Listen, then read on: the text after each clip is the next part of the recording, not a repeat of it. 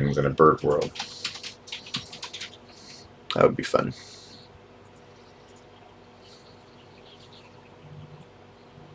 Little bird quests.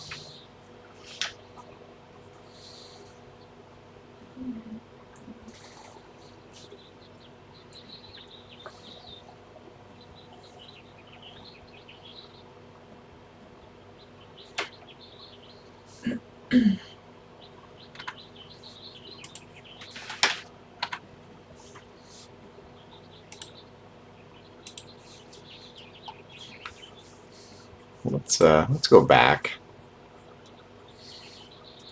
What other? So let's find someone else playing this game while we're waiting. Hello. Can you hear me? Hello. Yes, I can. Hello.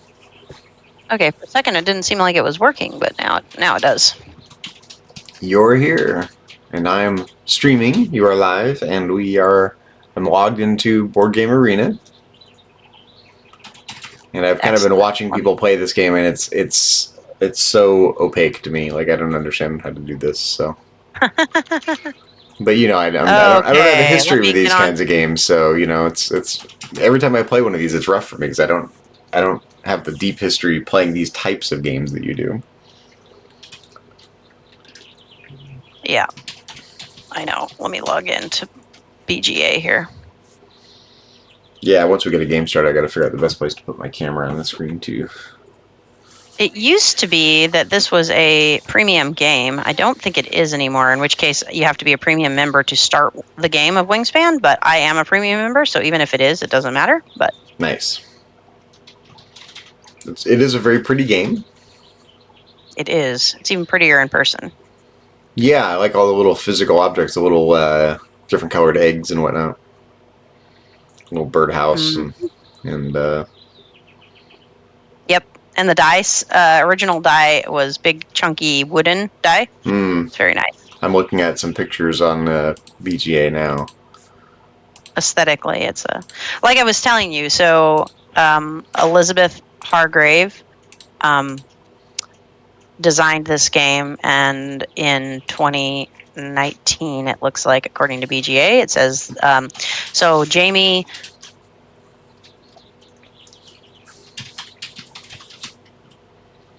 So what? You cut out. Hello?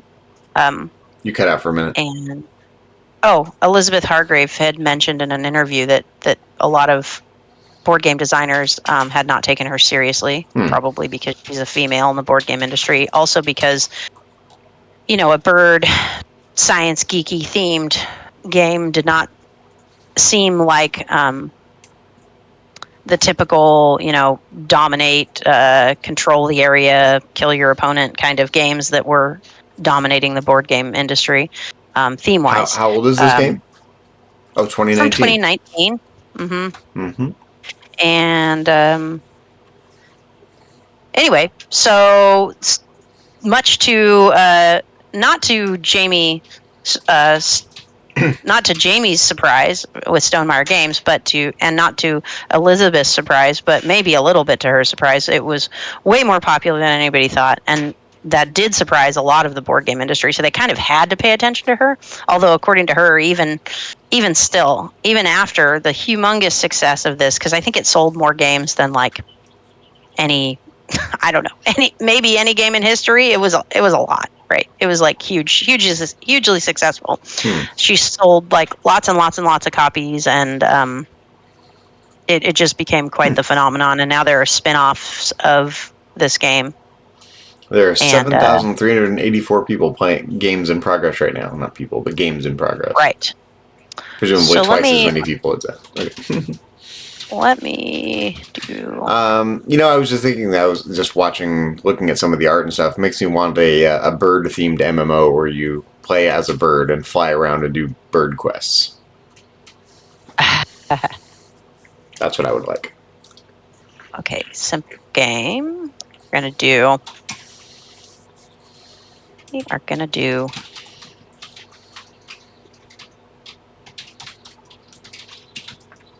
Let me do turn-based. Even though we're going to play it in real time, I'm going to do turn-based to give you lots of time to make decisions. animations and things like go that. easy on me. I don't know the first thing about this. I've watched, a tiny fraction of a game, and I didn't really understand what was happening, even though I read the rules. So, either the game is that opaque or I'm that dense, one or the other. So. Okay, and now I gotta find Wingspan. There we go. That's the one.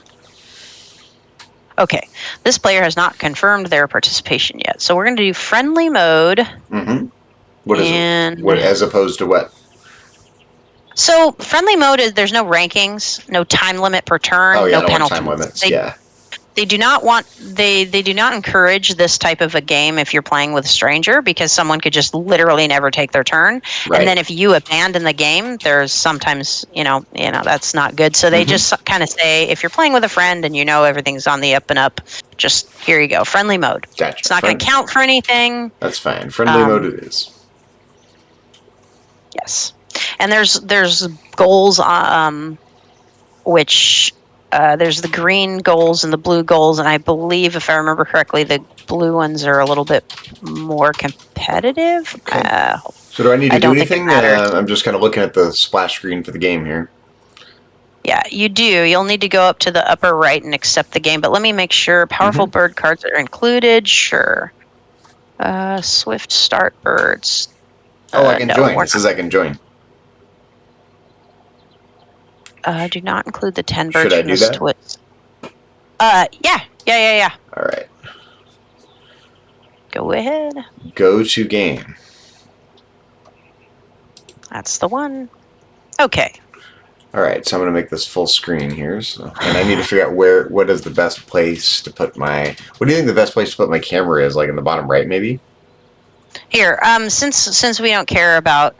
since we're not trying to, winning thing, I'm gonna, if it's okay with you, I'll bring up another screen that is your Twitch stream, so I can just make sure you're setting it up right. Yeah. Even though technically I'd be able to see your hand, but tell me where you think I should put the camera on the screen, since let me maximize the things people can see here. Oh yeah, that looks pretty good. I would put the camera in the lower right though. Okay, let me do that. Webcam group. Drag it down here. Yeah, that looks better? That looks pretty good. Yeah, and then also this will help me too to point out things to you. I can't unfortunately control a cursor on your screen, but I can see where you're pointing your cursor. So that's helpful. Put it full screen here, and whenever you want me to stop viewing it, so if you're worried about cheating or something, I will do that. Gotcha. But for purposes of getting started and teaching you, I think this is better. So I choose up to 5 birds to keep in my hand, but how many go in the bush?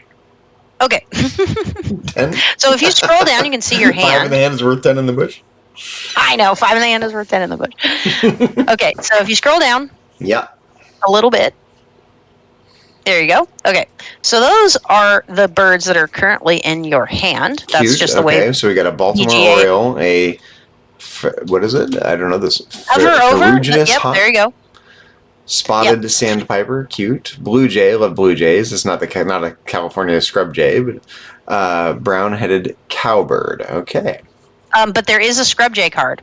And for instance, I have the Stellar's jay in my hand right now, which is another thing that we frequent in California. So if you hover over, say, your Baltimore Oriole right there, the first card on the left, so it's larger. I want you to just as a fun factoid, look at the bottom of the card where it's in very light gray. You can barely read it. You can barely read it on this website. Orioles weave pouch nests that hang from a tree branch. Cute.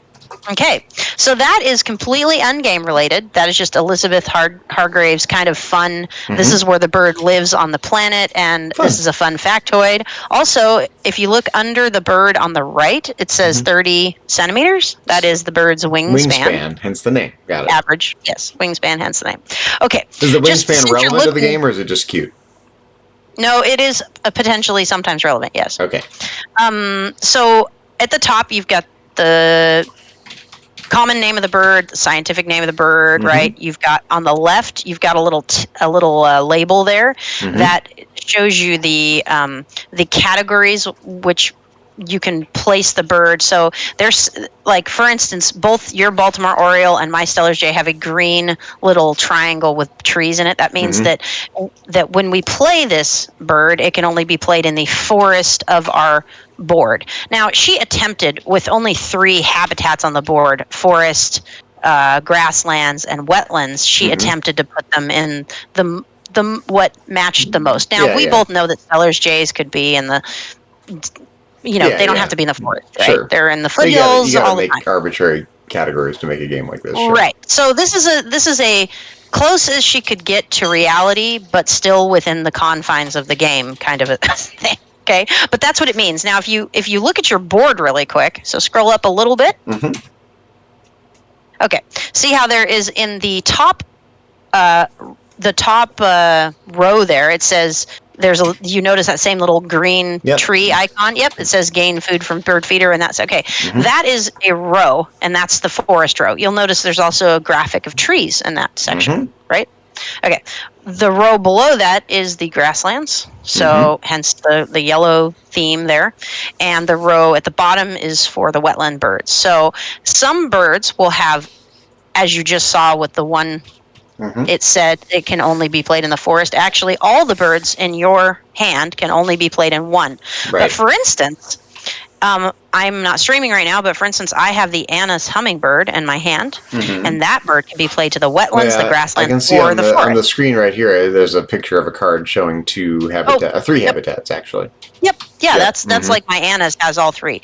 I also have a Bell's Vero, which could be played to, for instance, the forest or the grasslands. Okay, so now you know where the birds can. So when I say they can be played to that, what I mean is they can be played into one of the white outlined square or rectangles in that row.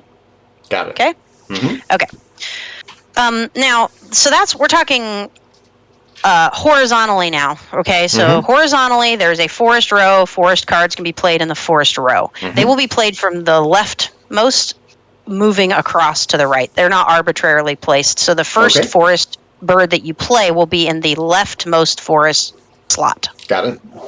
Okay, vertically above that leftmost slot, you will see a line. White line, okay? That means that there is not an egg cost to play a bird into this entire column, whether it be in the forest or the grasslands or the wetlands. But you'll notice that the next row over has 1 egg above it. Got it. So or the next column over. Costs an egg to play a bird? In that column. And then as you move across, you'll notice 1 egg for that column, and then 2 eggs for the 4th column, and then 2 eggs for the 5th column. Okay, so that's a cost to play a bird in this spot, essentially. There's also the cost on the bird card. If you look at the bird card, underneath where it had the little forest icon on that Oriole, or the J, that's fine, you'll notice that it costs 1 wheat and 1 wild. Of basically, you can feed this bird a wheat, and you can feed it some other resource. It doesn't matter which one. Okay. So, but other birds might have very specific, like I have a barred owl in my hand, and it has a food cost of 1 rodent, and it has a picture of a mouse, because a barred owl is not going to want to eat grain. Okay. So she tried to make it make sense. Okay. So to play a bird card, you have to make the bird match the column and the row. And there is a cost of both feeding the bird and paying an egg cost to play it to a specific spot. Okay. Right? All right. There are other icons on the cards. So there might be a feather icon, and that would be the number of points that having that bird card in your display or your... Right, like my brown-headed cowbird has a little feather icon there, the little orange... Oh, no, that's wait, is that... 3 points. That's worth 3 points. I see. Yeah, it's to the left of I was confusing the face. Orange. I think it's a wheat icon, maybe, versus the little feather icon. Yeah, that's the food cost to play the bird. Yeah, it's so small it's hard to distinguish them really. But and it does have an explanation there to the left of what those icons are for. That's handy. So, for instance, it has no nest type. It says, and it cannot hold any eggs. So for for purposes of this game, there are some cards which, like, look at your J again. Mhm. He has a nest, and he makes bowl nests apparently, and Okay. and he can hold up to 2 eggs on this card. Gotcha. Okay. The other bird, for instance, apparently doesn't make nests, and he can't hold any eggs. That one has a different type of a nest. It's a ground nest, and it can hold up to 2 eggs. You have a stick nest right there, where the hawk will make stick nests and can hold 2 eggs. And then your Oriole has a star. What is the star? I don't remember. A star nest can be any type. Okay.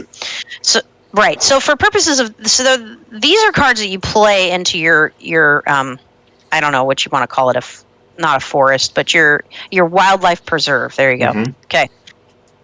So the cards you play into your wildlife preserve and how you gain points is both from the bird cards themselves being played into your wildlife preserve, and at the end you will have cards that, like right now to the right of your bird cards, do you see those other cards? Those are like objective cards, and you will have objective cards that are potentially create more points for you by virtue of you satisfying criteria.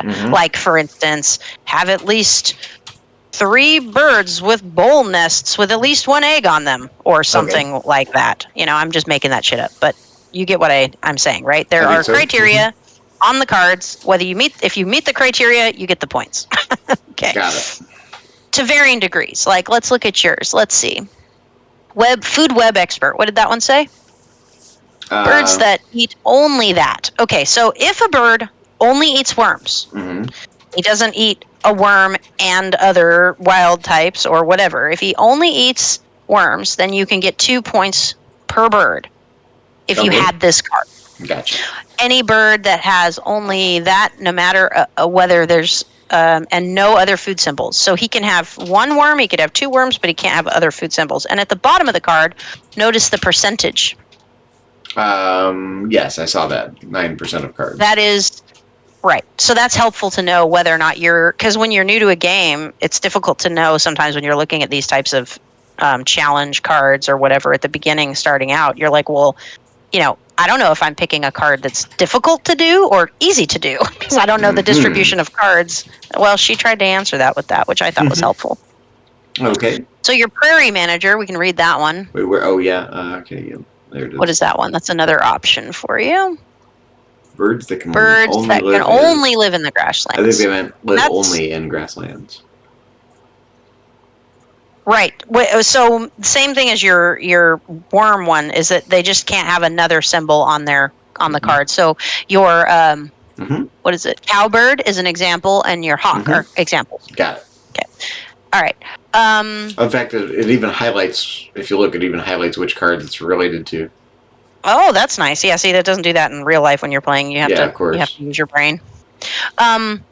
But for instance, what that means, though, is if you end up at the end with 2 to 3 birds that satisfy that condition, you will get 3 points, not per bird, because it doesn't say per bird, just 3 points, period. If you have more than 4, you will get 8 points. 4 plus, so 4 or more.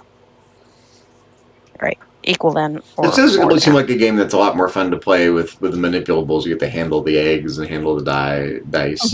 Yeah, and the thing that looks like a bird feeder is actually a cardboard bird feeder dice. Yeah, I gathered that from the pictures that were shown.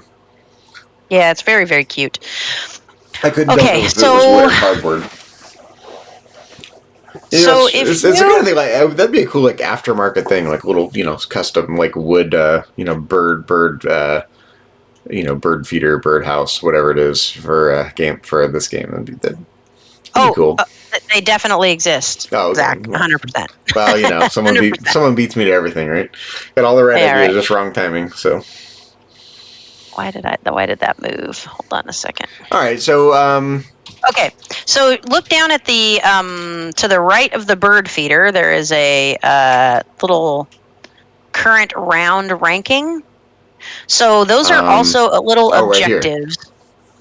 Right above, yes. Okay, hover over the thing to the left of it, the little white thing with the little gray triangles in the corner. Yeah, those things. So in round 1, that's our overall arching, what they call public objective. So the cards in your hand are private objectives. Normally, I would not be seeing what private things you're working on. Like you're working on getting birds that only are played into the grasslands. I would not know that. That's a private, like, Zach objective, okay? And it does not apply to me because it's your card. Now, this round 1 objective is birds in the wetland. You have 0 items that count towards this. Oh, okay, it's telling me right now I have none. So they're just saying that the person with the most birds in the wetlands at the end of round 1, we will be placed in first and second place ranking, and the person who gets first place in that would be getting 4 points at the end of the game, and the second place person's only going to get 1. You know, it's interesting. I know people probably love this aspect of the game, but for me, this is a detraction. Like, I'm with you, and I'm with you. Okay, I get this game. Then it's like, and then there's all these bonus objectives. Like, what the heck? Now I don't understand the game anymore. Why is that? I don't know. Well, okay. There is another side to this this score sheet that allows you to have a slightly less competitive side.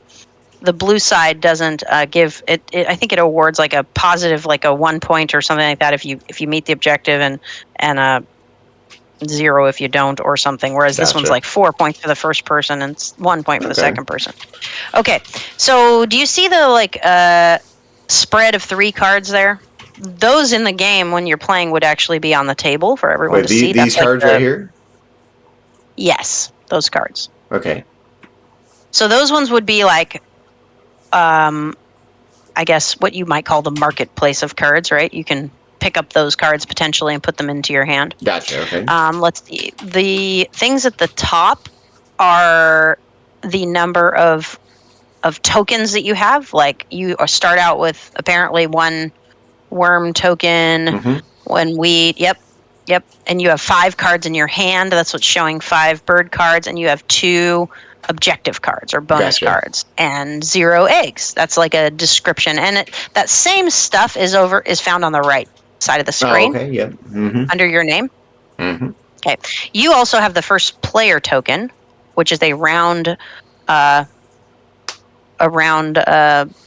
token there to the right with a bird on it. Okay, right? Says that I'm the first player. Yeah, which is important for keeping track of rounds, is all. Okay. So that's just to tell you what these things are. And then you see the dice tray. So the very first thing you're supposed to do in this game is choose 5 cards to keep in your hand and discard all other cards. So you're only going to get to keep 5 of these cards. The bird cards. Wait, but I already have 5 in my hand.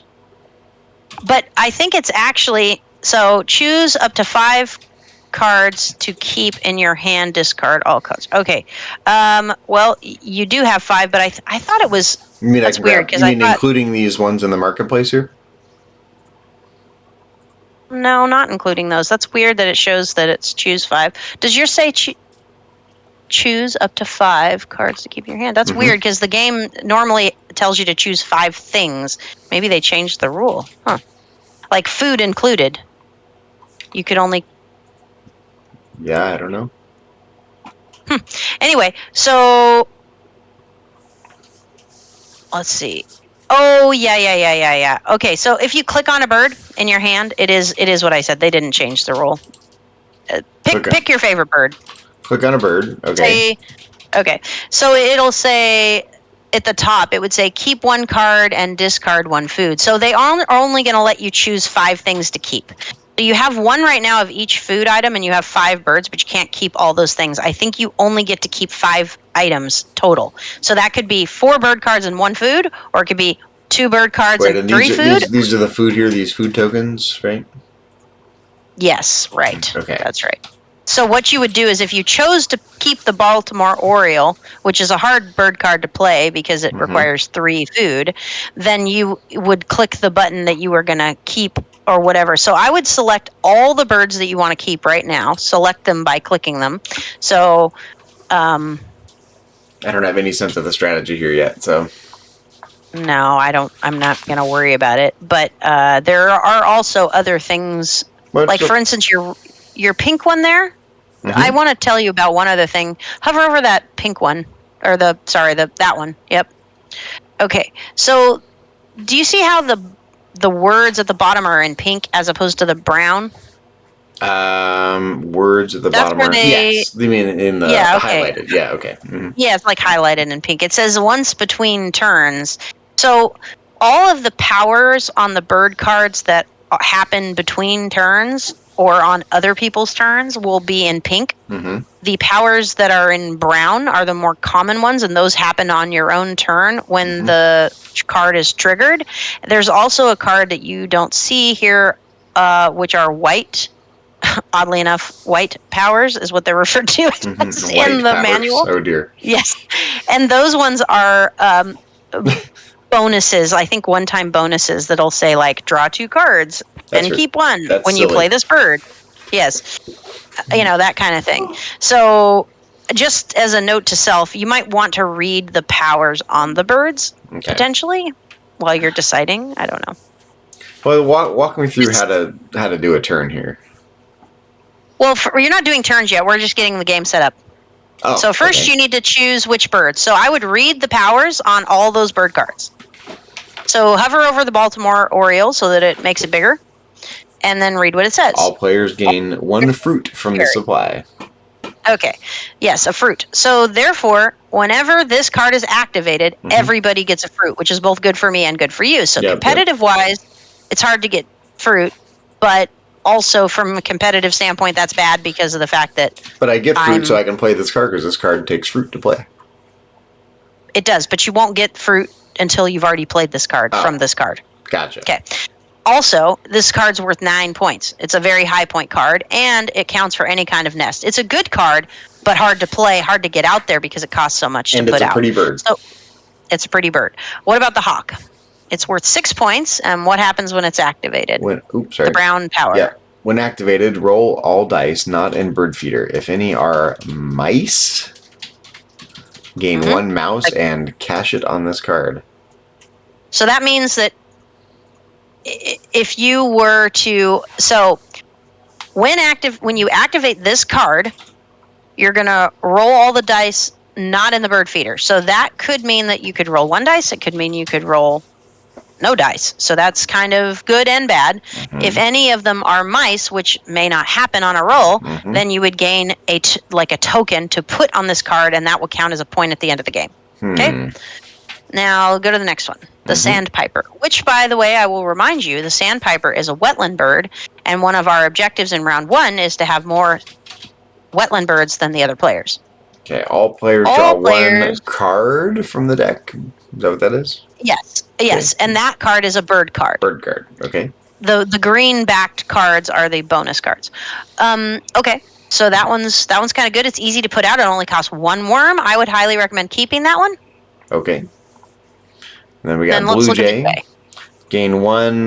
What was that again? Is that wheat? Yeah, sure. Grain. Grain from the bird feeder. If available, you may cash it on this card.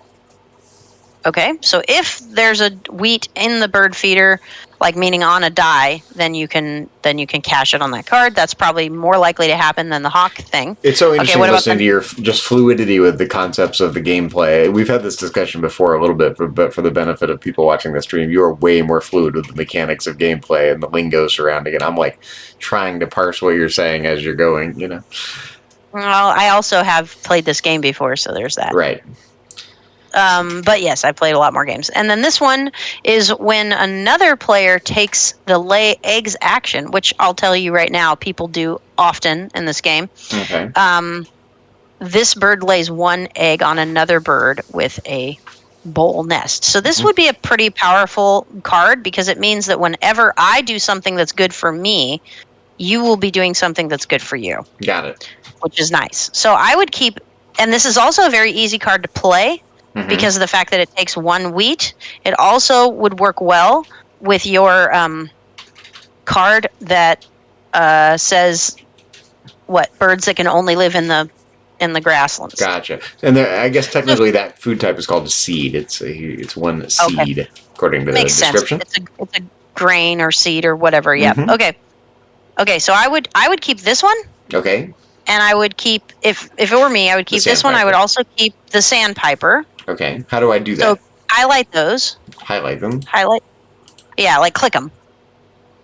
so that they're up. There you Yep. go. And I would also say I'm tempted to keep the J, but I think that hmm.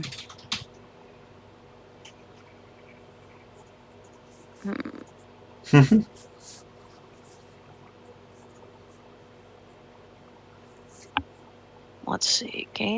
That one's going to go in the wetlands. That's going to allow you to draw bird cards. That one's going to let you to lay eggs. I think I would keep the J because you kind of would like to get a card in the forest. And we're just not going to worry about food for that one yet. So if you're keeping 3 bird cards, then that means you're going to need to discard 3 food because you can only have 5 items, right?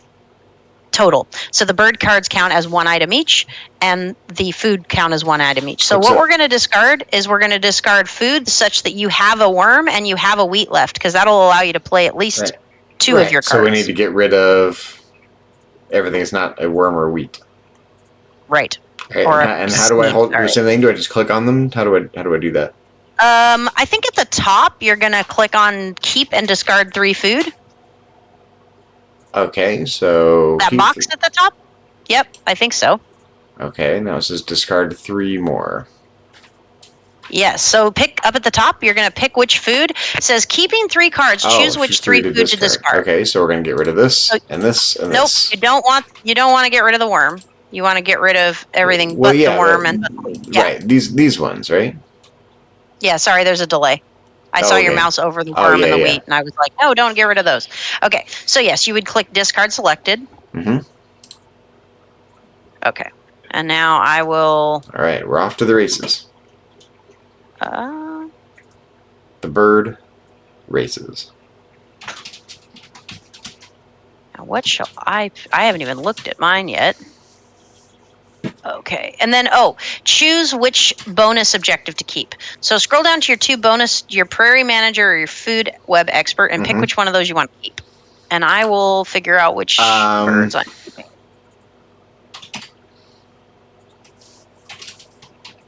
I have no idea. I have no context for making a decision. Well, the one is more easy to do than the other one, according to what it says, but in terms of 19% of cards, you mean, versus 9% of cards? Is that what you're talking about? That's right. Easier, but at the same time, you already have 1 card that only that only eats worms, so that would be 2 points there. Why better go to the Food Web Expert then, right? I better hold on to that one. I would think that one potentially could have a little bit more. Okay, so I click on it to keep it, right? Oh. Yeah, that worked. And then you go up at the top, you can click confirm.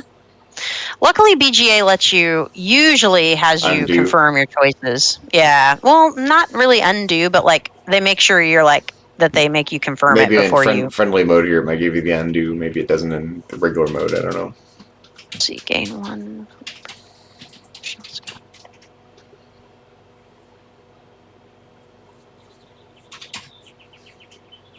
Okay, I think I'm going to keep these guys, and I'm going to do like you. I'm going to keep 3 birds and discard 2 food, and I'm going to keep...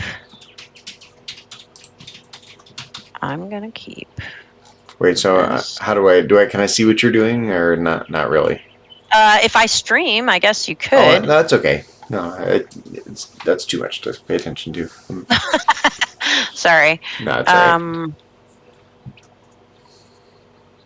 Let me get rid of some things here.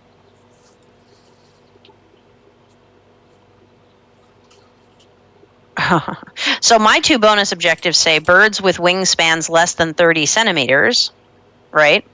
Or the other one is bird cards in hand at the end of the game. And then there's a spread, like if I have 5 to 7 bird cards in my hand, it's 4 points. If I have 8 or more, it's 7 cards. So that would be a good card to have if you had a real engine for like collecting cards. And the other one is birds with wingspans of 30 centimeters or less. I think I'm just going to go with keep in my hand? I'm going to go with the one with bird cards in my hand at the end, because that's like feels like a more guaranteed thing than having to worry right now about the other things. I like a little change log off to the right too, so you can see what's happened. Oh yeah, isn't that great? That's nice. PGA is a wonderful website. Okay. Okay. It's weird because parts of it are like very modern looking, and parts of it are like, and here's a spinning, circa 1997 animated GIF. So on my screen it says Zachary Fruling may play a bird, gain food, lay eggs, or draw bird cards. But on your screen it says, "Hey, you're the first player, so you get to go now."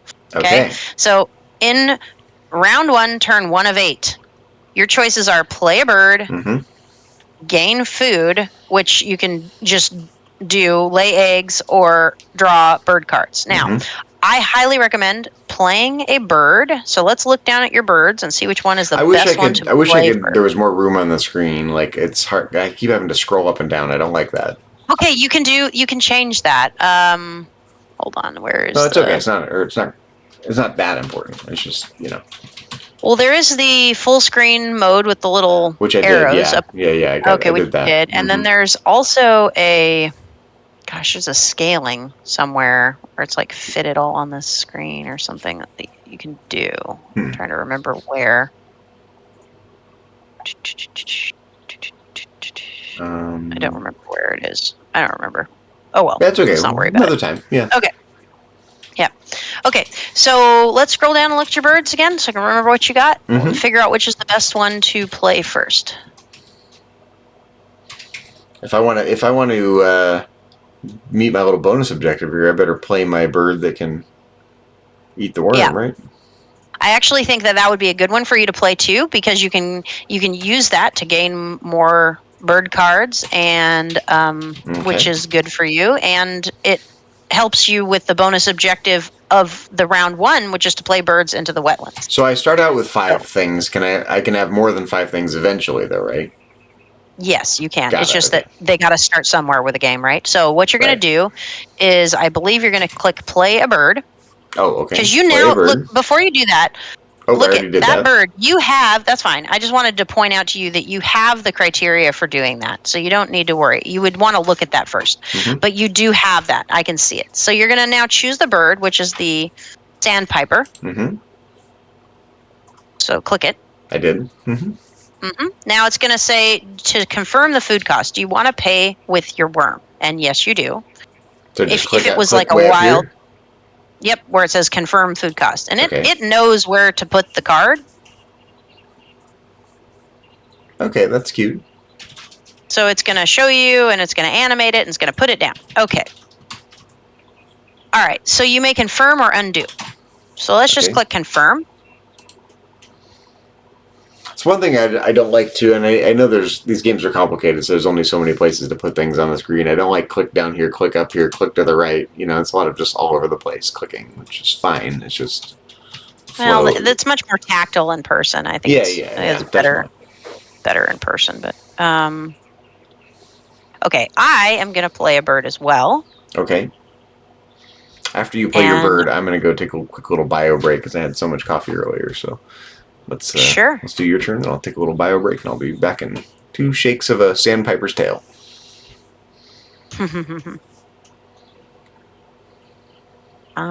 Which one of these do I want to play first is the question. I think I will play this one. And I get to... So because I picked the Anna's hummingbird, and I have a choice between playing it in 3 different habitats, it wants me to choose the habitat. So I'm going to select the wetlands, so I can try to meet my criteria as well. Yep. And then for Anna's hummingbird, you can pay with it any kind of food. And I can't see your birds or anything, right? So... Not yet, but you will as soon as I select... Yeah, okay. So wait, I saw a little green cube go to your board. What was with the little green cube? Okay. So the green cube is indicating that I am taking a play bird action with my turn, which is why it's under the little play bird. Got it. Okay. Where the little heading up there. Is the colorful important in any way, shape, or form? Yes, I selected that when I play games, I would like to be green. Got it. Because I Okay, like the color green. corresponds to your So character name, your yeah, and username.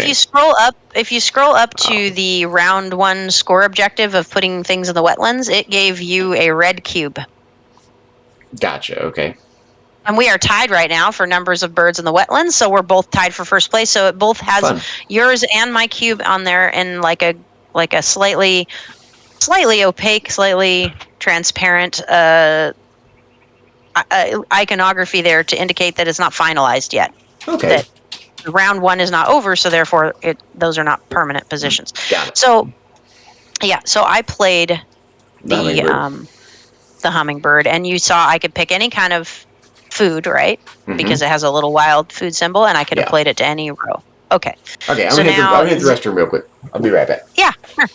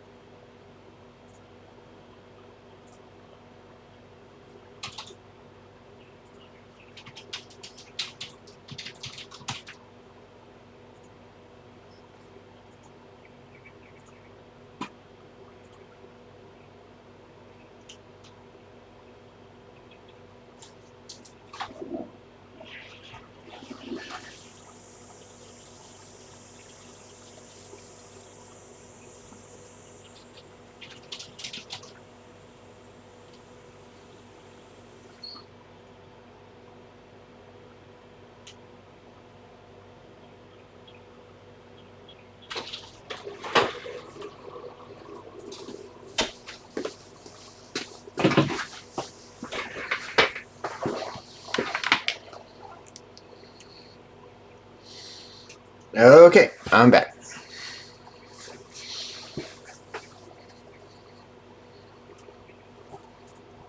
Are you there? Or are you taking a break? Yes, I'm sorry. I had okay. I had myself muted. I wanted to mention too that the cube up there that was tracking what you did on your turn is also a very convenient way for round tracking. So in real life, when you have a board on the table, there's a bunch of types of maintenance, for lack of a better term, that players have to do to keep track of things. And so if you notice over the top of your board, it says 7 actions left this round, and it has the 7 over the red cube. For keeping track so of. When you're physically playing this game, you would be moving the cubes to what you did that turn and then leaving it on the board. So at the end of the round, you will have no more cubes left with which to put down to take an action. Does that make sense? So it's functioning as both a round tracker and this is what Zach did and what he's doing kind of thing. Okay. And the reason they're different colors is because then it's conveniently also used for score tracking over there on the right. Okay. So now it's saying you can do any number you could of things. Either play another bird card, or you could do the gain food action, or you could do the lay eggs on birds action, or you could draw cards action. I think personally you should do the draw card action myself. I was leaning towards that. I got a pretty skimpy selection of cards here, so if you click that, what that means is you're going to put a cube in your wetlands row. So click on that. Wait, what explain that? Because you're activating the wetlands row, which is the draw card row. And the more birds that you have in that row, the more cards you're going to get to draw when you draw cards. And every time you activate each one of these rows... bird cards. Okay. Yeah, that's right. The rows correspond to the different kinds of actions. Okay, I got it. Yes, right. And every power that's on each bird in that row is going to activate starting with the rightmost, and it's going to go down the row after you do your bird I had forgotten that the different rows correspond to the different types of actions. Yeah, okay. Yeah, so click on, just because we got to start somewhere, right? Click on draw bird cards. Think that's good for you? Draw from deck. Hold on. Yep. Okay, so either draw from deck, or you can click on one of the ones that's visible there. Any preference? From the tray or the deck. Well, let me look at the tray. Hold on, I'm going to look on my own screen here. The Bewick's Wren. Let's see. If this bird is to the right of all other birds in its habitat, move it to another habitat. That's nice. You can move it around. Let's see. Gain 1 seed from the bird feeder if available. Or this one is... Ooh, that's a... Okay, so the hooded warbler doesn't have a power, which kind of stinks. But it's a pretty bird, and it also is worth 7 points. It's also got a bowl nest, which is nice, but the 7 points, and it only uses worms. Didn't you have a card that... Isn't your food web expert say cards that only use worms? Yep. So, I mean, it takes 2 worms to play it, which is not as good as the woodpecker. Woodpecker can use either a worm or a seed to play it. So that's easier to play. Also, I don't know. So for me, I would either take the woodpecker or I would take the warbler. But I'm going to go for the warbler. Okay. You do you. All right, I'll do it. Okay. Great. Now, good news is that because you have a bird in that row, you now get to activate it, which means it says when activated, what does it say? All players draw 1 bird card from the deck. Is that what it says? I can't quite read it. Yes. Okay. So, you now get to either use that power or you can pass, because the powers are not mandatory. They're not obligatory, but they are optional. So you now click the all players draw 1 card. So that enables you to draw another card, and me. And I got and you got a woodpecker. Okay, you got a different woodpecker. Yeah, I see that. What does that one say? Downy woodpecker. Play a second bird in your forest. Pay its normal cost. Okay, so what basically that's you get to take 2, like when you're doing a play a bird action and you play this bird, you get to play a second bird at the same time, but you still have to pay its food cost. Got it. Okay. Which would be very convenient. So in theory, if you had 3 worms, you could play both this and the warbler at the same time. Like, you know what I'm saying? Because you could, but also, mind you, that because you'd be putting it into the second column of the forest, you would need an egg. Got it. Okay. Does that make sense? Sort of. Yeah. I know it's a lot. Yeah, it's interesting. You and I learn things differently as well. I know we do. I know, so, but I'm doing my best. I need to kind of do it, and which is weird. Yeah, you're more of a hands-on. I'm so abstract in other ways. It's funny. I know, and I'm. It's funny because I'm more of a hands-on, do things with my hands person than you are. Except for some things, like electronics things, whatnot. Electronics, yeah. But that's only because I didn't do a lot of electronic stuff. You know what I'm saying? But like, I'm good with my hands. I do a lot of fine motor skill things with my hands more so than you. But I learn better by someone front loading the rules to me and then playing it after. Yeah, I don't. I learn better by just doing a little bit and then doing a little bit more. I like visuals with my rules. I do too. I like having the physical board and the physical cards in front of me. That helps me. Better than just reading the rule book. But then sitting down and reading the rule book with all the components in front of me before I actually play is I don't really want to play while doing. That's I just get kind of information overload where it's like, okay, that's too much. Let's just try it out. Yes, let's fly the plane and hope we don't crash. I think that's more common than the way I like to learn. Actually, I think you're more typical than me. Okay, so now it says that it's my turn. So I'm going to do something. What am I going to do? Should I watch? What should I watch here? Should I be watching your board, or is there anything to watch other than?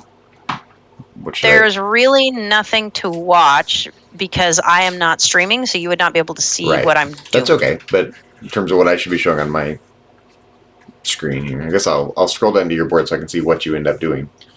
I'm just going to pick something. I'm not trying to win here, so I'm just going to do something real quick and go confirm, and then it's onto your turn. In general, how long does it take to play a complete game, generally?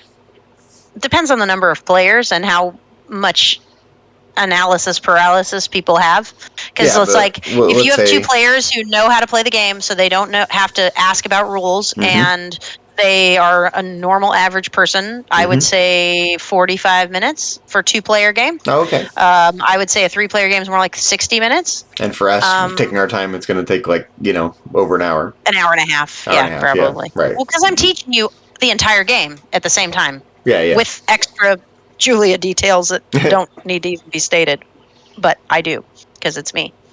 So you get the fringe benefits of extra information. Now wait. Okay. Now again, I'm pardon my dumb questions. Like when do I mess with the dice?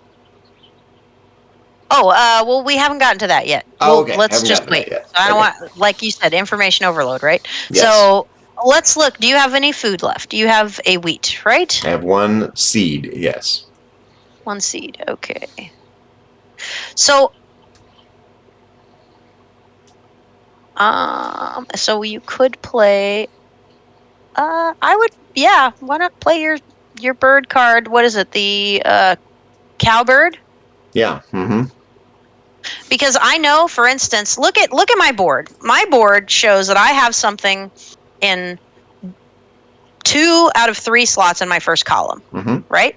Which means that after potentially either 0 more bird cards, depending if I have a bird I can play in the wetlands, or not the wetlands, the grasslands, I'm very soon going to have to start putting cards into the second column. So you can predict very accurately that I'm going to need eggs. That card there says that when I take eggs, you get stuff. So that's a good card to have out before I take the lay egg action. So why don't you do that? I was reading, the description of the game originally, and it had a bunch of buzzwords. It's an engine game. It's a this game. It's a that game. Do you find that for games that fit that mold, a game like this, that there's sufficient variation in the rules to remain interesting, or is it kind of the same as in principle as these other games, and so it's not that interesting in terms of gameplay? Well, I really like engine builders, so so you like the little minute variations from one engine builder to another? Yes. Got it. Okay. Very much. Okay. And then you throw birds and bird factoids on top of it, and wingspans and pretty pictures, and these are all hand drawn cards. So they're like actual drawings of birds. They're not just like a random Google image. Yeah, they're really nice. It doesn't get a lot better than this. There are teeny tiny criticisms of this game that I can't say I disagree with, and I think that they tried to address it in future versions. But for me to trade birds for dragons, I don't care enough. I'm like, fuck it, I don't care if so. One of the criticisms is in the last couple of turns, it's almost always the best action efficiency wise is to take eggs on your last couple of turns. It can hardly ever be mathematically proven to be otherwise, in which case that begs the question, if that's always the case, then why on earth do you have those last turns? They're pointless, because it's just like Zach's taking turns laying eggs, I'm taking turns laying eggs. But at the same time, one could then say, well, but it's not really pointless, because okay, if my last 2 turns and his last 2 turns, best thing to do is lay eggs, well, then it depends on who planned better. Maybe Zach has more spots for eggs and Julia runs out of spots for eggs because she didn't plan well enough. So it's okay. Well, it is okay because it works both ways. If it's an advantage for you, it's an advantage for the other person sometimes. Right. For any given quirk of the game, it goes both ways, so it's fine. But people get really, really technical about criticisms for games, and I'm you know what, I don't think that's I don't think that's nearly enough of a criticism for me not to absolutely love. But it's also 99% you also geek out about the stats in World of Warcraft, and and I don't as much. So for me it's like whatever, and for you it's like, ooh, that's something to geek out about. But do I enjoy 99.9% of this game? Yes, I do. It's a great board game. But then again, I love to geek out about birds, and I love the theme, and and I like engine builders. So yeah, I really like this game. I think it's really well done, and I don't have any criticisms for Elizabeth Hargrave on this one. She knocked it out of the park, and the money proves it. So everyone can suck ass that doesn't think so. Okay. Okay. So take your cowbird and click play bird at the top. Cowbird. Yep. And it's going to say confirm the food cost, which was So predictably, you are going to probably have to get food next round, which is going to when you're going to deal with the dice. So Gotcha. Okay, so that dictates what food you get. Got it. Yes. Okay. I see. Okay. So there we go. Unless you have a confirm. card that has a power that gives you a particular type of food at a particular time, Right. Okay. you are going to be getting food based on the dice. That's right. So I'm just going to scroll down and look at your board now. Even though Yes, there's and nothing to see until you play it, but it's fun to watch it play. So I have no food, just like you now. Okay, I used my 2 food to play my 2 cards. So I'm either going to take the get eggs action, or I'm going to take the get food action, or I guess I could delay that and get cards. Spend a turn getting cards. So what am I going to do? I do appreciate your patience and like talking me through. Like, I have no sense of the strategy yet, really. So it's like here's what I would do and why. But most importantly, I just want to see it done. Okay. And then I'll figure out the strategy later. Enough. Well, I'm glad you appreciate something, even if maybe not as much on other things. Well, I think what I'm going to do. I think you might easily make the mistaken impression that as you're explaining, I'm learning the strategy in detail, and that's really not true. I don't think I'm expecting that you're getting it in detail, but I'm hoping you're getting some overarching things that will then maybe later during the gameplay you'll be like, oh yeah, she did say something about that. And wait, and we're earning points, right? So where are my points being tracked? Your points are being tracked under your name. So you have 8 and I have 7. Oh, okay, so the little feathers are the points. The little feathers are the points. Yes, she did a good job with iconography in this card game too, because there's a lot of games that don't have icons that tell you anything, or they expect you to somehow keep track of rounds, but there's not a real clear way to do that. It's integrated in this game that when you take your action, you put a cube on your action, and so therefore you're passively doing maintenance by keeping track. You don't have to turn a knob. You don't have to like move a tracker. You don't have to do those things. It's nice. I like it. That was smart.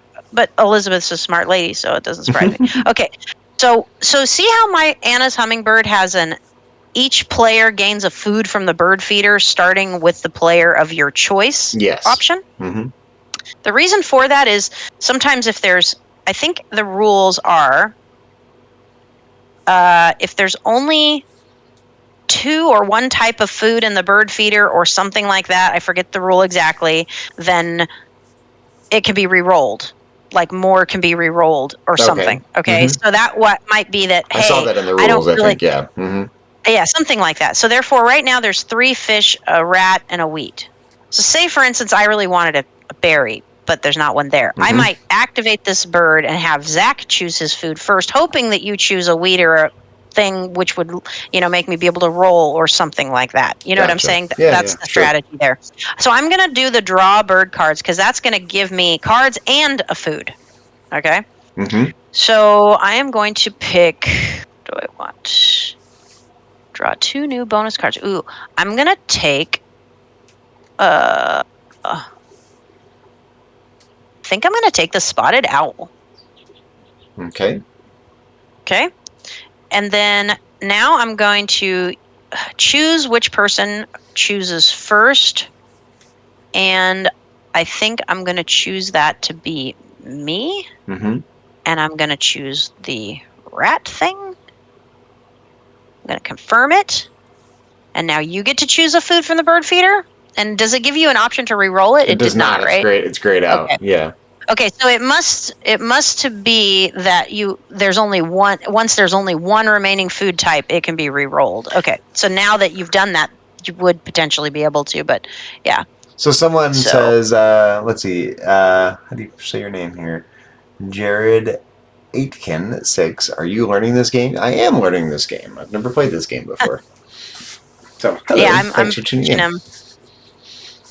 Yes, my good friend Julia here is teaching me how to play this game. So first time, so we're going really slowly. Okay, so did you select my food? It says Zachary Fruling may gain food from the bird feeder. So you need to pick a food. Yep, pick one. All right, so let me look at my bird cards here. So I need. Yeah, look at what your bird cards need. So you need. I need 2 worms, neither of which I have here. Oh, thanks for subscribing or following. Thank you. It's much appreciated. Trying to get affiliated here. So, Yeah, I'm trying to too, but I hardly ever stream, so that's my problem. I often do World of Warcraft streaming, but we're just doing something different today. But maybe Julie can twist my arm into doing this game more often. So. Yeah, So maybe. let's see. So I I need hope 2 so. worms, but for the blue jay I just need 1 seed, right? And any other 1 seed and any other, and then the woodpecker needs a seed and a worm. So I'm kind of leaning towards the seed. Take whichever one you want. Yeah. All right. How do I do it? Just click on it. Just click it. Confirm the dice selection. Okay. Still learning the mechanics of the game. Yes. He's learning all of it. And I've only done Board Game Arena a couple times in general too, so everything's new to me. So bear with me here. All right. Okay. So now it's your turn. So I would scroll up there and see. I don't think you have enough food for any card, do you? Oh no, you could play your woodpecker, right? Oh, because that means either or, like a worm or the slashes mean it's a disjunction. Yes. A worm or a seed. However, or a fruit. Okay. And you are going to be able to play that into the forest. However, you would lose out on its ability because you don't have enough food to play a second card. Oh yeah, so let's not do that. So probably wait on that. I would probably just do the let's see if there's any birds over here. Oh, so real quick, one question. So one of my options is lay eggs on a bird. Where do I get the eggs? How do I get the eggs? By taking the lay eggs on birds action. Which means that you would get to lay eggs on birds based on what is visible on the leftmost column that does not have a bird on it. Do I have a stash of eggs to draw from or something, or are they just like a communal stash? Just the general supply of eggs. Gotcha. Okay. So your stash hasn't been created yet. You have no eggs. Gotcha. Okay. So, and do you see how it says 0 of 2? Where are you looking? Up at the top where it lists your stuff and also over by your name? Yes, I do see that. And mine says 0 of 4. Mm-hmm. What that basically means is that of the bird cards that you have played into your wildlife preserve, you have 2 egg slots. So I can tell you right now from looking, even though I can't see the details, your sandpiper has a nest and 2 egg slots. Your cowbird has no nests and... Hold on one second.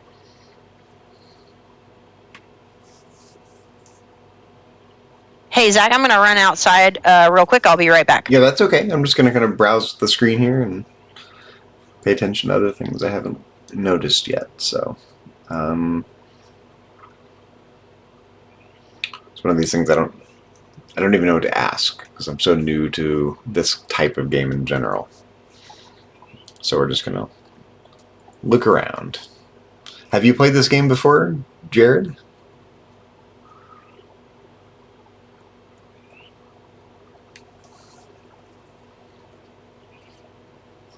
Both Julia and I are bird watchers, birders / bird fans, so I was attracted to this game mainly because of the art and the fact that I like birds, and I care more about the theme than I do really about the gameplay in this game, but I'm learning it as we go. But it's also a little educational. I can get a little tidbit of information about each bird here. So, like, for example, cowbirds do not make nests. They lay their eggs in other birds' nests. How rude. How rude. As they said on Full House back in the day. Let's while we're waiting for Julia, let's learn our bird facts here. Okay, so we learn the cowbirds. So it's so small, it's a little hard to read. These sandpipers constantly bob their tails. People call them, ooh, it's hard to read. Something peeps and tiptails. Okay, can't even make that word out. It's too small on my screen. My screen resolution's pretty low. Let's see, what's our blue jay fact? Blue jays carry up to 5 acorns and will store hundreds for winter. They're survivalists. Okay, the hooded warbler. This bird spends its time in the, does that say understory? And nests within a few feet of the ground, okay? Understory, I guess, under the treetops, is that right? Downy woodpecker. This little woodpecker frequently joins mixed flocks with different kinds of birds. Interesting. Different kinds of woodpeckers. Let's learn Julia's birds facts here while we're waiting. Barred owl. The barred owl's haunting call sounds like, "Who cooks for you?" Doo-doo-doo-doo. Okay. Anna's hummingbird. These birds' impressive mating displays involve diving from over 100 feet in the air. Interesting. And how about these up here? The Bewick's wren. Bewick. These wrens have largely disappeared in the eastern part of their range due to nest predation. And the red-bellied woodpecker. I wish they'd put the little factoid in the information pop out there. It'd be easier to read. These birds' tongues reach out 2 inches for insects, but seeds are half their diet. And the whooping crane. From its low of 20 birds, wow, there were only 20 at one point. The whooping crane population has risen to about 600. Only 600 of those birds in the world. They were down to 20 in the world. At least they made a bit of a comeback. And that seems like all the birds we can learn about at the moment. Oh, maybe, is there another one here? Oh yeah, we can learn about this one, Steller's jay. We get those here in California along the coast anyway. Naturalist George Georg, either George or Georg Steller, saw this bird on a Russian exploration to Alaska in 1741. So it must have been Georg Steller. Interesting. Hence the name Steller's jay. They used to live in Santa Cruz when I was in Santa Cruz, so I like seeing that one. Don't see them here in this part of California. Once in a while. Actually, interestingly enough, you do see them up in the mountains, but not here in the valley so much. Does it show their habitat and depth? No, it just has a very generic North America thing on the map there.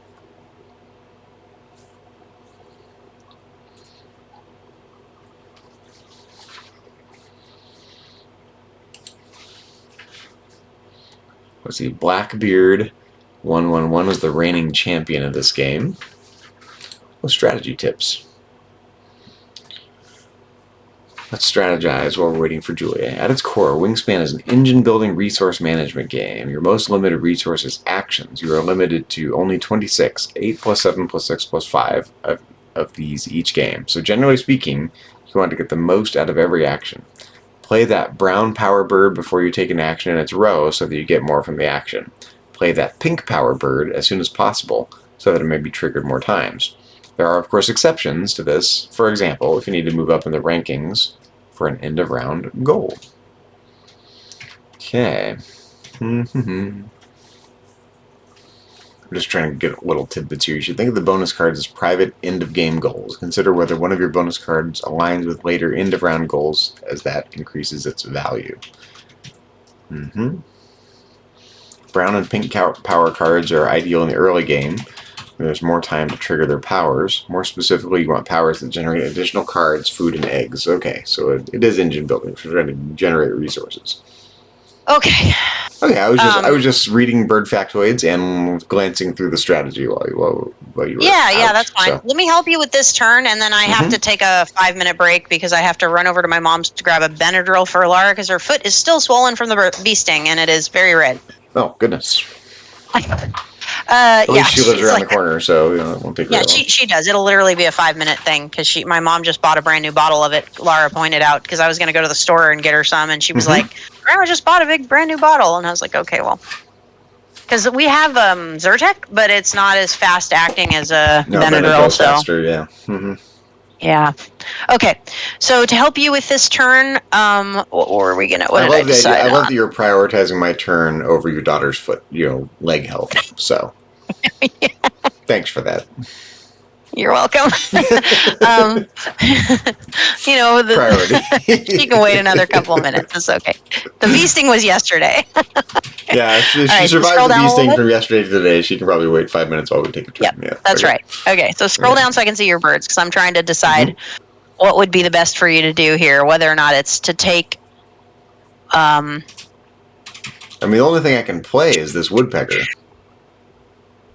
Right, and I don't think you should yet. Right. So I think why don't you just, what's in the bird feeder? Right now there's only one type of food in the bird feeder, which means you could re-roll it.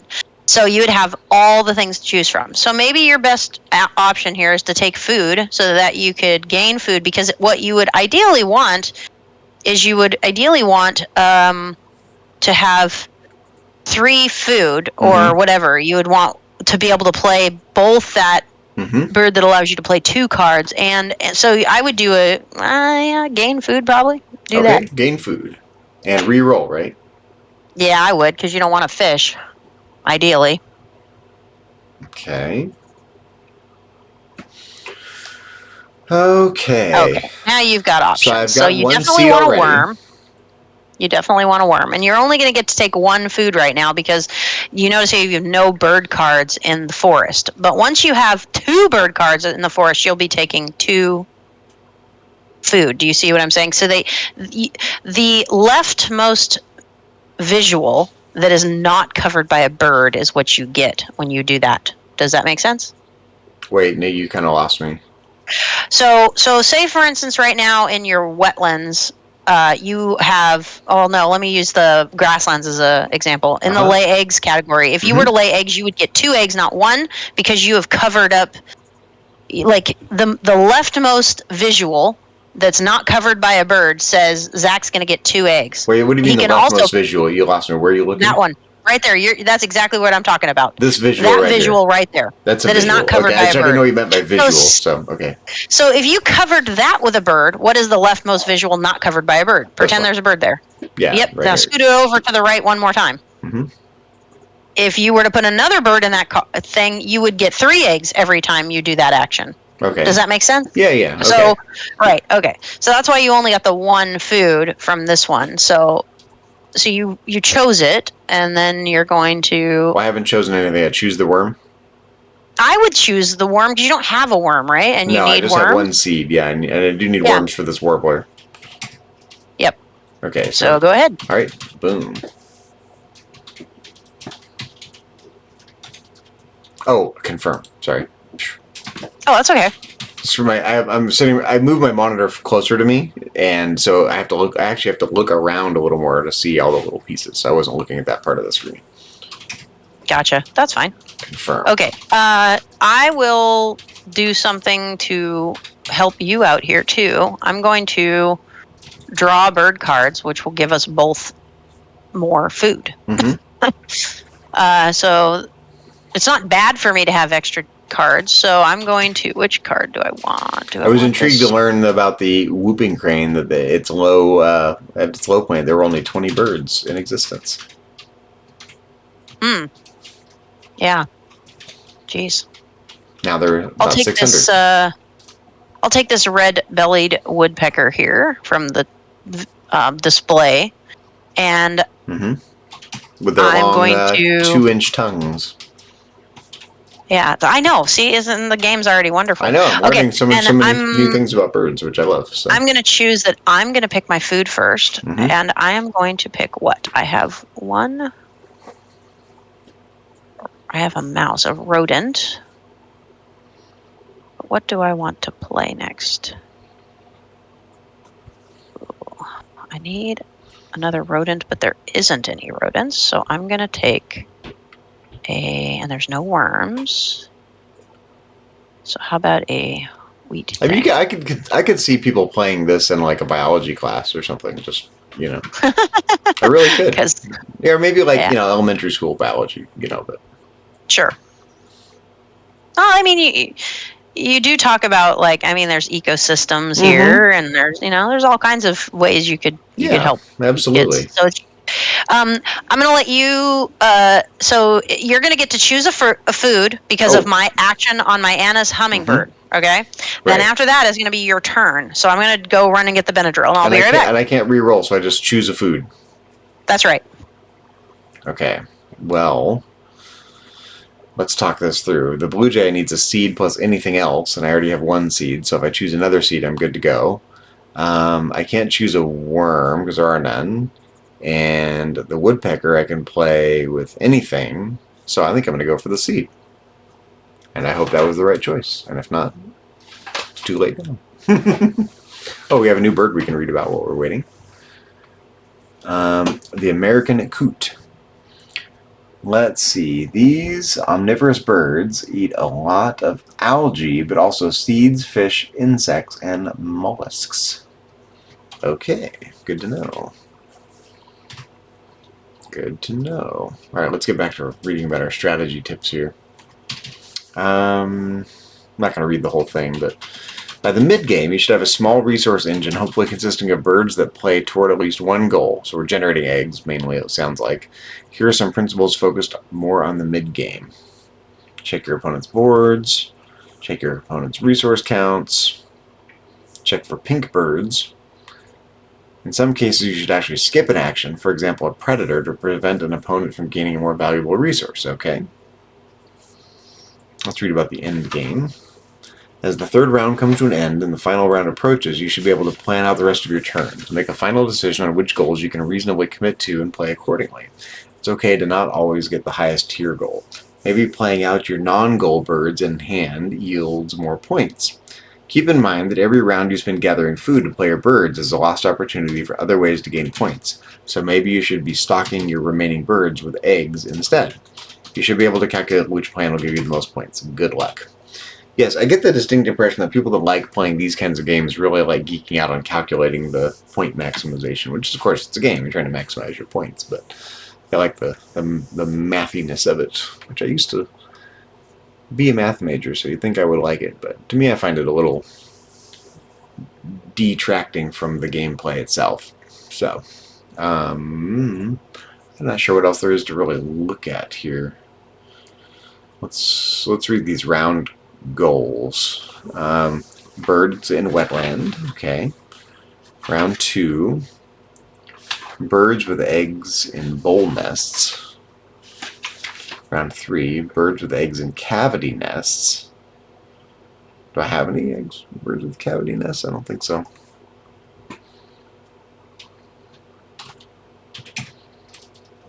Oh, cavity nest. Yeah, right here. Okay, that's the icon for cavity nest. Okay, got it.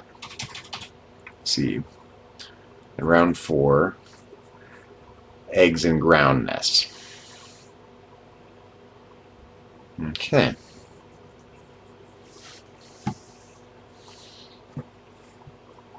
Well, if anyone watching has any tips on this game, I'm all ears. Birds have ears. I'm all bird ears.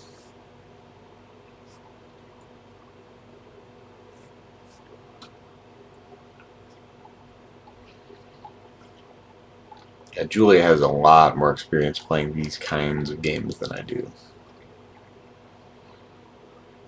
They have an impressive board and card game collection at their house. Several shelves worth.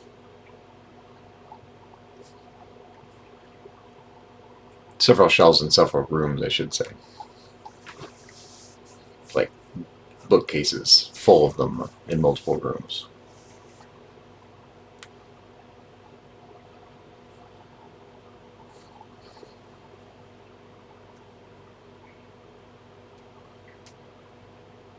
I like that you can mouse over things, and it generally gives you a little pop-up explanation of what you're looking at, except for these little visualizations. Although it does let you see what the next ones are, so I can click here and see what the next, you know, what's happening if I play a card here.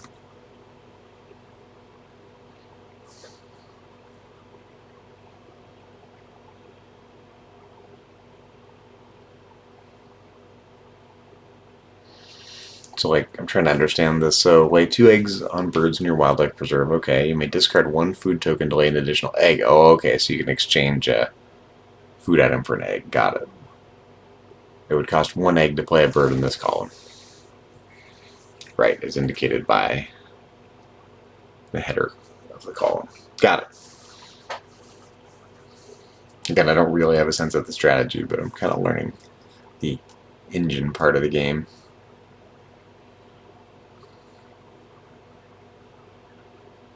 Be wary of any actions that benefit opponents equally to you. These are probably bad. Okay. Why are they in the game then? Okay. Options. Credits, Stonemeyer Games, Elizabeth Hargrave. There's a part of me, the designer part of me, really could see geeking out on game design, but I think I care more about the theme and the art and whatnot, and less about the actual gameplay. So I don't think I'd actually be very good at creating games.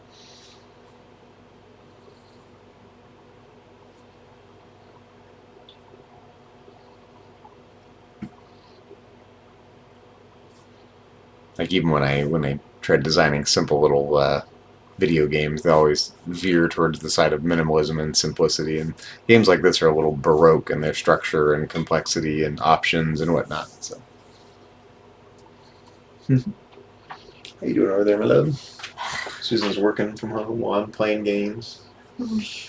So mismatched in terms of quality of our day here, but we get to spend it together, and that's wonderful. Yes. It's all that matters. It is all that matters.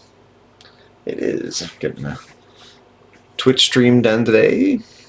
Been doing a lot of Uber driving lately, so I haven't had much time to stream. I did one longer ride this morning, came right home, and made a quick $60, and here I am. Living the dream. Living the dream, yes. Gonna make the transition from philosopher to Twitch streamer, yeah.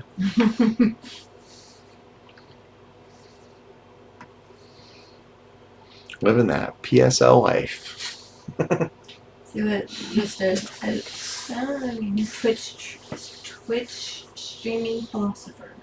Yeah, the TSL life, the Twitch streaming life. As opposed to the PSL life, the pumpkin spice latte life. There you go. Living the TSL.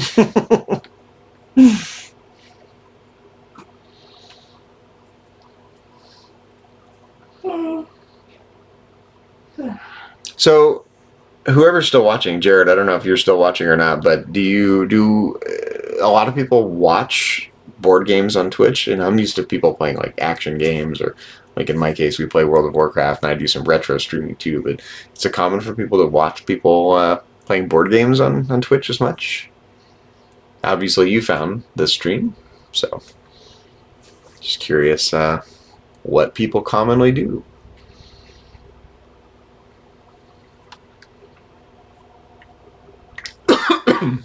Excuse me.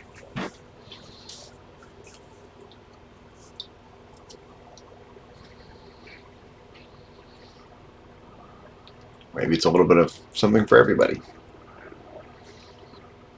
Okay, competition. So yeah, Blackbeard111 is the reigning champion of this game. And then, I guess, first runner-up is Amenable Group. So it's a group of players, maybe? Interesting.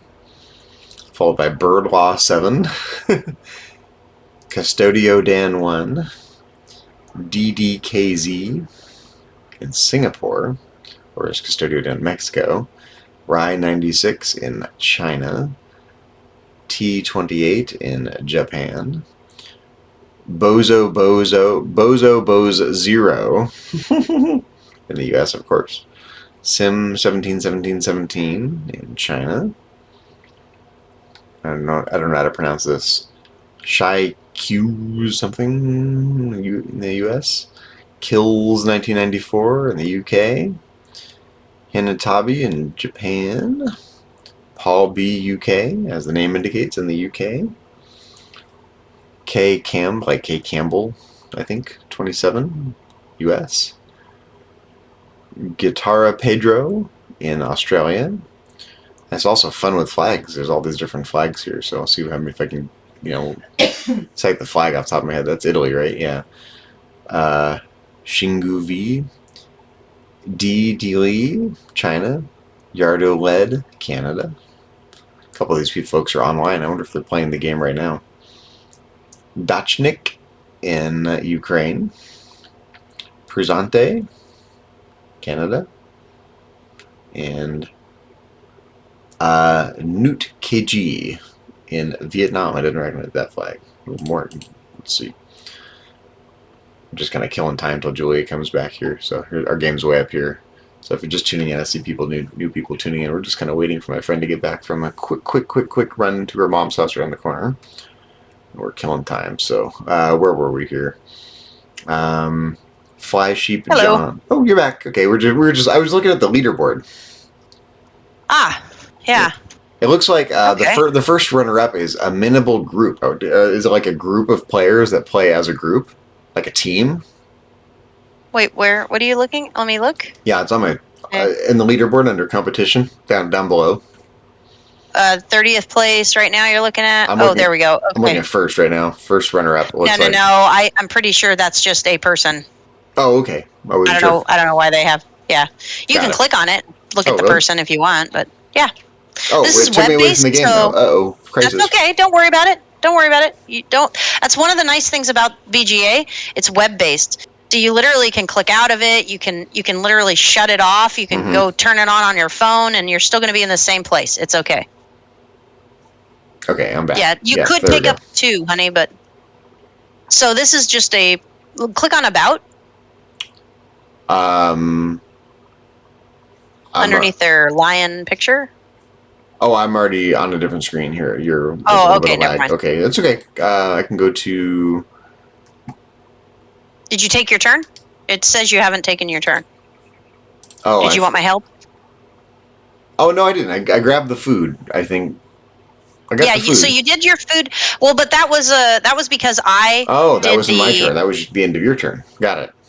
Right, and remember I have the Anna's hummingbird, which lets us each take food, so you have a turn to take now. Right, okay. I forgot that I was taking food based on your turn, not on my turn. Got it, okay. Right. So, well, I've got 2 seeds and 1 worm. So I could play the blue jay. I would not. I would wait because of the fact that, wait, you want to be able to play, where's your card that says you can play a second bird? It's the woodpecker, right? It's the woodpecker, yeah. Mm-hmm. Let me see what it says. Mm-hmm. Hover over it? I can't. Yeah, it's just a little bit of a lag.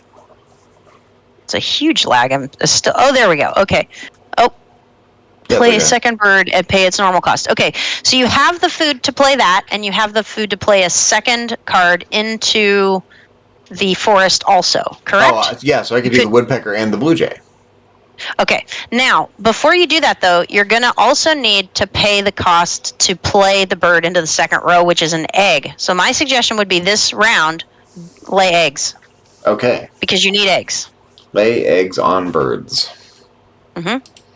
Okay. Then let's let your Twitch stream catch up with reality here, so I can, because right now I'm still looking at the downy woodpecker. Yeah, that's okay. Yeah, it's like a 15-second lag, so, what do you do? What do you do? The imperfect world. Okay. So it says choose which birds to lay eggs on. You only have 1 bird with a nest, so you're going to choose that one. And then you're going to get 2 because, like I said, the leftmost visual in that row says 2 is what Zach gets. And the iconography below the line of that 2 eggs means that if you were to pay a food, you could get a 3rd egg, but you do not want to do that because right now you need the 3 food. Yeah, right. Yes. Wait, so you lost me though. Which bird do I click on? So the highlighted bird right now has the nest, because if you had multiple birds with nests, it would let you choose where you wanted to put them. Okay? Right, but right now you have only... No nest type cannot hold any eggs. What do you mean it has a nest? Well, that one's not highlighted. The lower bird has highlighted. Oh, I thought the grayed... Yeah, I see now. For some reason, I thought the grayed out one was highlighted. It's this one that's highlighted. Nope, the other way. Gotcha. Yep. So you're going to click the bird that has the nest, and since that's the only place you can put the eggs, you're going to select that bird. Mm-hmm. And it should, as soon as... I have 1 egg on there now. And then do it again. 2 eggs. So you can have your 2 eggs. And what's with the different color of eggs? Nothing. They don't mean anything. Cosmetic. They're just purely cosmetic. She just was like, the egg colors are meaningless. Just pick the colors you think are pretty. There was so much iconography that's meaningful to have 2 different colors of eggs where the color makes no difference whatsoever. Well, it's actually quite lovely. The game is lovely. It has a nice, like, this pale, like, pastel palette of eggs. I saw and the they're pictures, these. Yeah, they're very beautiful. And then you can pay extra and get all kinds of speckled eggs and all kinds of stuff if you want to order. Makes you want to 3D print some special eggs for the game, There are so many people who have made the most elaborate bird nests as like dice trays. Does your painter friend who paints the things paint little birds for this game or little eggs for this game? My painter friend. Gel Tip? I don't think so. He's never mentioned that. Well, there you go. There's a suggestion for his stream. But there are so many people that already make various painted eggs for this game that he'd be, and Stonemeyer specifically sells them. Anyway, so you're gonna say, do you want to discard another food to lay another egg? No, so you're gonna click do not discard. Mm-hmm. But had you had a plethora of food and needed eggs, you might choose to do that. Got it. Okay. Oh, confirm. Okay. I always forget. So now Zach has 2 eggs, with one of which can be used to now what you have is you have the egg necessary, right, to play one bird into that second column, and you have all the food necessary to play 2 birds. So next turn, how many turns do we got left in this round? If you scroll up, you can look at your little thing. 3.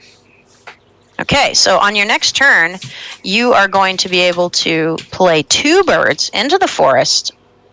Oh yeah, I'm practically taking over the forest. Yeah. Yeah, that's great. No, that's really good. That's a very efficient turn. Okay.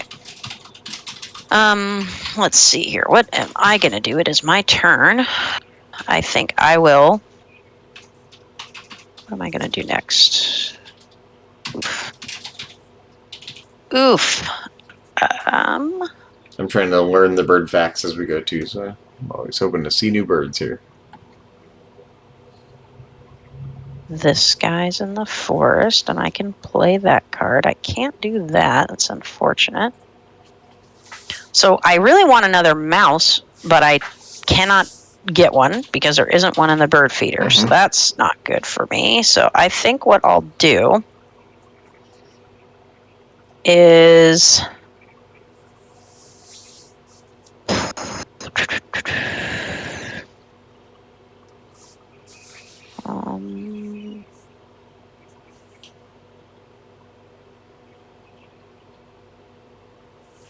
I think I will do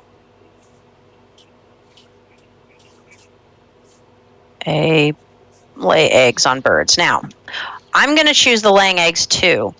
When I do this, I want you to notice the pink power on your bird, what it says. On my bird?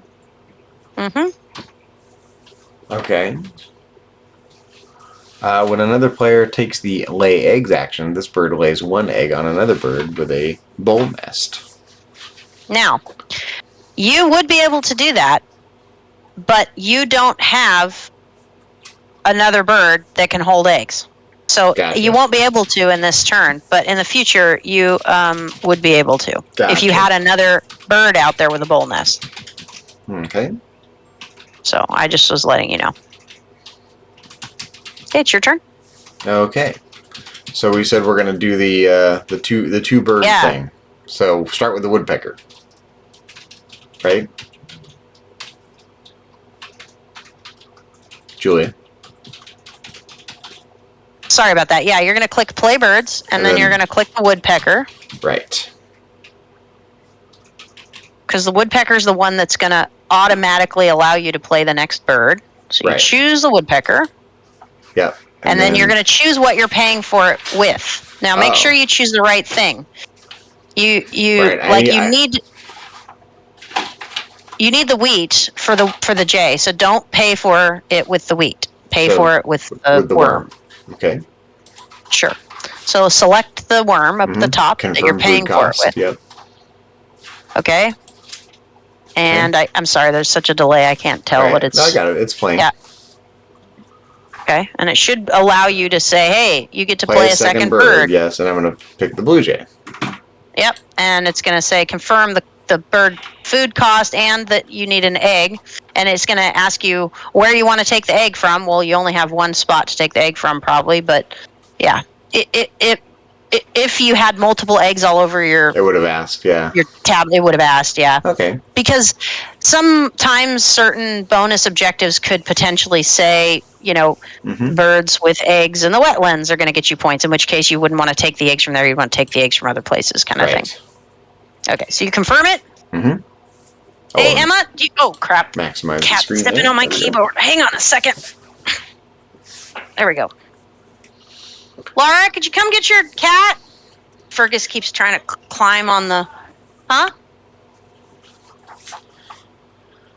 I'm thinking it's not likely we're going to make it through all 4 rounds of this game. Sorry, I had to ditch the cat. He kept jumping up here and was standing on the keyboard, and he almost pressed... I think he did press my power button. I'm surprised I didn't get shut off. Okay. Laptops. It seems unlikely we're going to make it through all 4 rounds of this game. No, it goes faster and faster because in each round there's one less action. You lose actions each round. Oh, so gotcha, the longest round is the first round. It'll be fine. Okay. Yeah. Okay. So you're done and it's my turn. Because we got about an hour, just about an hour before I got to get ready to. We're going to Top Golf tonight, so. Yeah, I know. Yeah. That's cool. Top Golf is fun. Mm-hmm. I think I'll play a bird. Choose the eggs. There you go. I mean, considering we're almost 2 hours into the stream and still in the first round. I know. I'm sorry about that. That's okay. Yeah, it's fine. It's half my fault. Okay. Confirm. Your turn. Okay, let me think about this for a minute here. I don't have enough food to play a bird, so I can gain food. Can't lay any eggs on birds. These are the types of choices, though, that you would ideally like to try to think about during my turn. So that way you know what you're doing to save time. No, that's okay. So I could either draw a bird card or gain food. I don't have any food, so I better get some food, right? Or should I draw a bird card to maximize my... Go ahead and get food if you want. That's fine. You're going to get 2 foods this time, too. So you're going to get to choose 1 die, and then it'll give you the choice to re-roll for the second die. Yeah, but neither of these foods is very helpful that are there right now. Well, so. That's okay, though, because of the fact that, you could choose 1 and then re-roll for the second one. Okay, so gain food. Does it matter which one I choose? I don't have either one, so it doesn't really matter. It does not. If you were looking ahead towards cards in the marketplace, you might think about that, or you might think, "Oh, I really know I want to put more birds in the wetlands, so maybe I want to fish," or I don't know. You could just decide, or whatever. Right. Let's go fish. And then I would choose 1, and then I would re-roll for the second one because now there's only 1 food type. Yep, and I need. Oh, this is like an either or. Like this one counts for either a worm or a seed, invertebrate or seed. Yeah, you could just, it'll let you select when you... Oh, well, let's do that. Oh, I see. Well, I know I need a worm, so let's grab the worm. Okay. And confirm. All right, that didn't take long. Look at me, making choices. Nope. Like a boss. A bird boss. Yep. Bird boss. It says that you now get to gain a wheat from the feeder. It says Zachary may gain a wheat from the bird feeder. Do you know why? Do you see your little red cube is on your Blue Jay? Since you activated the gain food row, you are going to get to activate every bird card in that row. And the first card that you come to when you're moving from right to left says on the Blue Jay, it says that you get to, what does it say?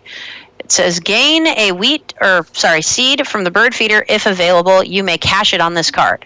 So go ahead and do that. Say take or cash. You can put it into your... Well, caching it means you can't use it as food, but you're going to use it as a point. And it's going to live on top of your Blue Jay card as a point. Taking it means you're going to take it. Well, right now you kind of need food, so I might just take it. Okay, so take it. Yeah. All right. It is taken. And confirm. So do you have 1 now? You do. I do. Good. You got an extra wheat now. So that's an extra food that you got. I wonder how this is processing. I wonder if this is processing on the server side or on the client side. I don't know. That's something I've never thought about. Just wondering how the game is But it's really nice though because it's all web based though. You could literally you could have a power outage right now and it's no big deal. You got to confirm your turn. Goal Skager is now. Who's Goal Skager and why do I care if they're offline? That's Chris. That's Chris. Okay. And you need to confirm your turn there. Yep. Sorry, I always forget that. That's okay. I should have guessed that was Chris. All right. I need some. Just by the name. I think Goal Skager sounds like a Chris name. It does, doesn't it? I think I'm going to gain food as well. I'm going to take this guy. I'm going to re-roll. And then I'm going to take one of these. Good diamond. Confirm. And then you may take one of those, which I'm going to take it. Take it. Okay. And I just got the same thing as you. I got 2 foods because the leftmost slot that's visible says I get 2 foods, right? Okay. Are you still on your phone? It looks like you're on your phone. Yeah, I was checking to see if there's any Uber Reds for tomorrow. Okay. So now that my red-bellied woodpecker, that one enabled me to gain a wheat just like you. Mm-hmm. And now if you look to the left of that, my cube moved over to my barred owl, which says that I need to look at the card from the deck. And if it's less, so I'm basically blind drawing a card from the top of the deck. And if it's less than 75 centimeters, I get to tuck it behind this card and that card becomes like a point at the end of the game. Okay. I'm going to draw one. And it is what? Oh, that was 132 centimeters. So, want. No luck for me. No cash card. Okay. Okay, your turn. All right. So let's see what I can do here. I still can't play a bird, so I could gain food. I have 1 egg delay, but that's not helpful, right? There's no need to lay an egg. Not right now, because you already have an egg, and all the slots that you could potentially put a card in right now, you have an egg to pay for. Is it? So do you think it's more important to start? I would collect cards if it were me. Collect cards. Mm-hmm. So draw a bird card. Yep, draw a bird card. So activate your wetlands row. Wait, do what? Click that button, the draw bird cards, which activates your wetlands row, and you're going to either take a card that's on display right now or draw one blindly from the deck and get whatever you get. Well, let's see what so food I would do look I have. at the cards. So I could play this American Coot if I read the power. You like the power? When activated, tuck a bird from your hand behind this bird. If you do, draw 1 bird card. So that's a way of cycling your hand is what that's called. Basically what that enables you to do is discard a card to behind that card and then draw a new card, which is great because it does 2 things. All cards that are tucked behind bird cards at the end of the game are points. Right, it also enables you to get new cards. Well, let's do that. That's a pretty good card. And it's a wetlands bird, so if you manage to get it in this round, like on your next turn, it would count as a second wetland, which means you'd be beating me for wetland birds. Although I think that might have been your last turn this round. So it says I can also discard an egg to draw 1 more bird card. Yeah. So do you see the wetlands icon where your little red cube is? Yes. Okay, that means you get a card. Below the line is an optional thing that says that if you discard eggs, you can get another card, which you do have an egg. So if you want to do that, you can do that. Here. No. Right? Like, see where your red cube is? Yeah. Yeah, right there. Exactly. Yeah. Right. Sorry, okay. there maybe the delay. Mm-hmm. Yep, right there. So should I do that? So it's up to you. You have an egg to do, so if you want more cards, do it. Okay, how do I do that though? You would click the egg, I believe. Like this egg right here? The egg on your bird, I think, or yeah. Is that clickable or no? Oh yeah, and then it says draw from deck. Yeah. Okay, so that's happening. What did I get so here? now you got an extra bird. Got a red-tailed hawk, which... Okay, now also, I want you to notice now that your turn's not over. Your red cube moved to the left. Okay. So now that power is going to happen, which is your red-tailed hawk, right? Or no, what is that? Sorry, it's Sandpiper. Sandpiper. Okay, so what does it say on the Sandpiper? All players draw one card from the deck. Okay, so then you would click the button that says all players draw one card, and you're going to get another card. All right, birds are coming out our ears here. Ooh, what did I get? An indigo bunting. Indigo buntings are almost always found on forest edges. And the red-tailed hawk says, movies almost always use the red-tailed hawk's call for any raptor. Noted. I got a red, what does it say? Hold on, a red-cocked woodpecker.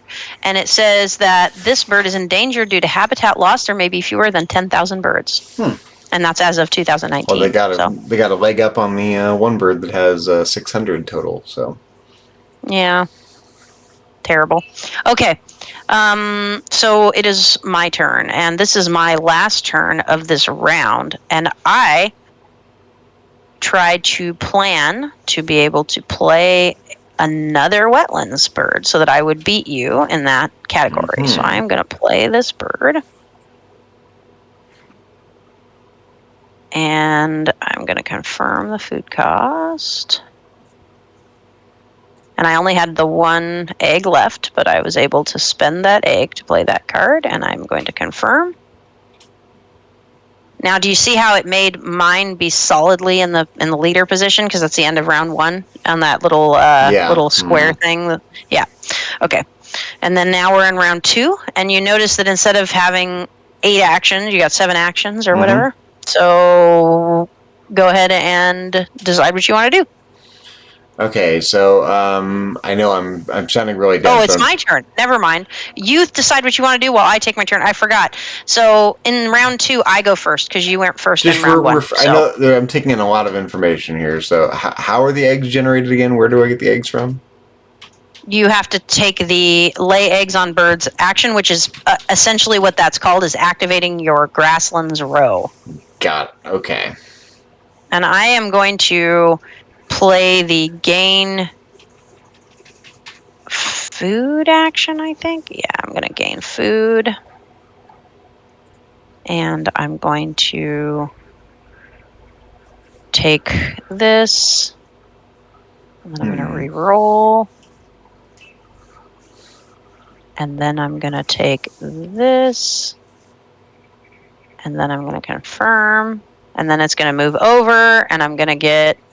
So it skipped my take a wheat if there's one available, because you notice there's no wheat available. So I didn't get to take that action. Gotcha. But I am going to draw a card. And it is also bigger than 75. So I failed at that again. That's terrible for me. That's bad luck. I'd say 2/3 of the birds in this have a smaller wingspan than 75, but gotcha. I'm 0 for 2 right now. It's your turn. Now, we were saying that we should play my American Coot because that gives me a point for the tucked card, and I have the food to do it. Sure, yeah. Wait, do you have an egg to do it? Oh, you don't. So you wouldn't be able to play that. Oh, well, see, remember, the vertical column tells you that if you're going to play something to the second column, you need eggs. So if I were you, I would cancel that. I did, yeah. And then I would click on lay eggs on birds. Mm-hmm. That action, which is activating your wetlands row, or sorry, your grasslands row, and it is going to let you choose where to place your 2 eggs this time because you have 3 birds now with nests. Mm-hmm. So pick a place to. You could put one there. Or you could put one up at the Blue Jay. It doesn't matter. It doesn't. Although, what is your? Actually, there is something that matters. Doesn't your bird and your grasslands row say that whenever I play eggs, you get one and you can put it into a bowl-shaped bird? Yes, it does say that. Okay, then I would not put eggs on your Blue Jay because that is a bowl-shaped bird, and when you want a slot to be available when I play that action. So I would put it on either one of your other 2 birds that can hold eggs. And it doesn't matter which one for purposes right now because it doesn't seem like there is a reason. I can do 2 eggs, it looks like. Yeah, because there's 2 visible in the leftmost, or in that spot. Yep. So you can do 2 on that one. That's fine. And do not discard. Okay. I probably wouldn't. How much food do you have? You have 3 food. I would keep your food right now, but Okay. that's me. Sure. I don't think you need the eggs as much. Now, there's no other birds that have brown abilities, so it's not going to activate anything else in that row. It would move over to that bird and then jump right back over to lay eggs. Okay. So that's done. Now it is my turn, and I am going to play a bird. And I'm going to play this bird, and I'm going to play it right here. And I'm going to confirm the food cost, which is all my food. Now I have no food left. Boom. A corvid. Yes, I know, the corvids. I love the corvids. And she actually seems like she loves corvids too, because they have pretty nice powers on them. Ravens are omnivores whose diet includes insects, rodents, eggs, birds, and does that say carrion? I can't read it. I think so. Yeah. Other birds. Okay, but also, you notice it says discard 1 egg from any of your other birds to gain 2 food from the supply. That's not from the bird feeder. That's from the supply, which means I could literally choose any kind of food I want. So it's a pretty strong power. Gotcha. Okay. Like I said, she gives the corvid some love in this game. So now I can play my bird. My coot. Let's see. Yes, you could play your coot.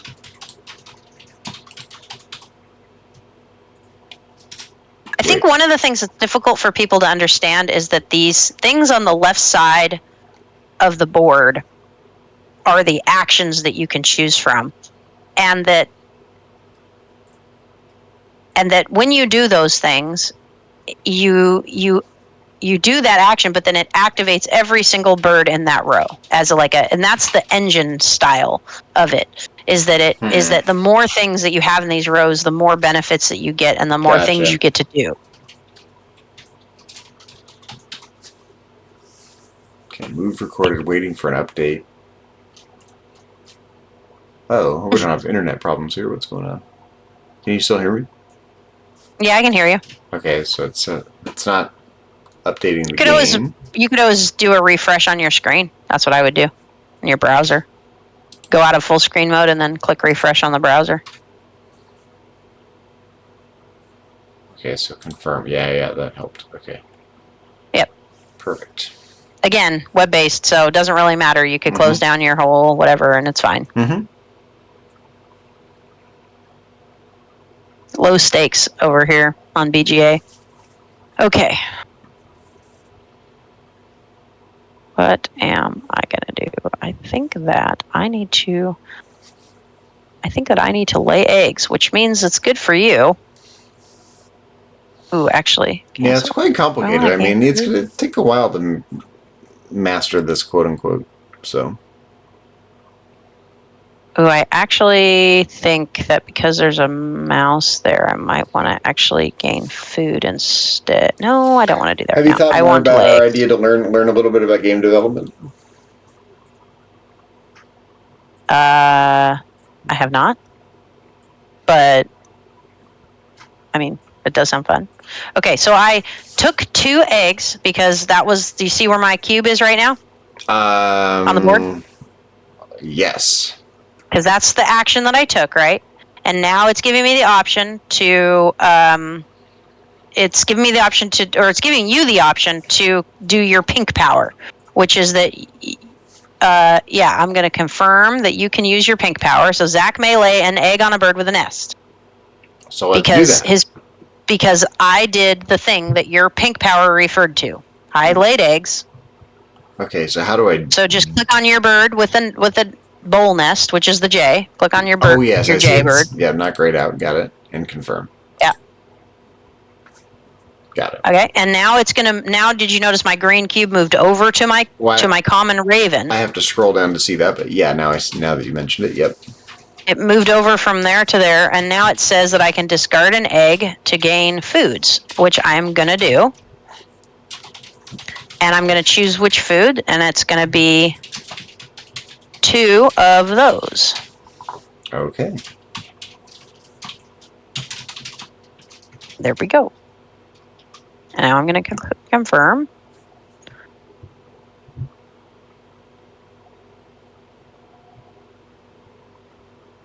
My turn. Okay, what can I do here? I only have one worm, so I can't do very much. So I could gain food. If I did that, I can get another worm and play this warbler. Yep. Sure. Yeah, why not? Gain the food. And then I can choose one more. Oh, can you re-roll it? No. Can't. But I do need Bummer. I do need the mouse for this red-tailed hawk, so Okay. I'll take it. Confirm. Okay. Now, unfortunately, you'll notice your cube moves over to your next. It skips over probably your next blue jay, because guess what? There's no wheat in the bird feeder, so therefore you can't do that. And the other one is a white power, which is not something that activates. It's the one-time thing that happens when you play the bird. Gotcha. Got it. So that's why it skipped over those ones. Okay. Mm-hmm. I'm going to lay eggs on birds again for my turn. Mm-hmm. And I'm going to choose...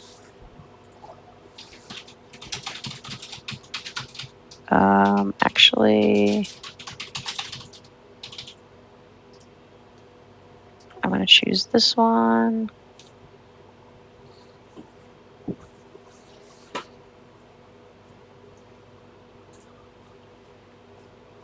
Not going to discard food.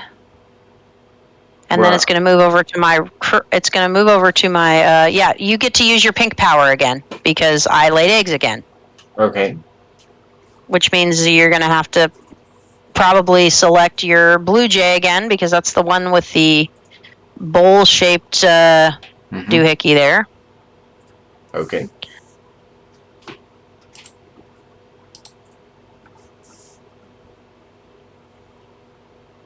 Look at your engine producing passive eggs for you while I take my turn. All right. That's nice. Passive See how that eggs. works? Okay, now it's telling me I can discard an egg in order to gain 2 foods, and I am going to do that. And I'm going to gain a worm and a cherry. I see there's a lot of replayability in this game because there's so many variations. Oh God! And it turns out different every. By the way, the stack of bird cards in this is about 5 inches tall. Oh, okay. So I'm not joking. This is not a small amount of bird cards. So yes, you could go through 100 games and you're not going to see some of the same bird cards. You know what I mean? It's crazy.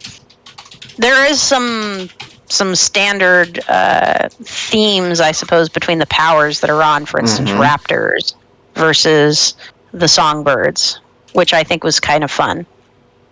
Thematic of her. So what are you going to do? It's your turn.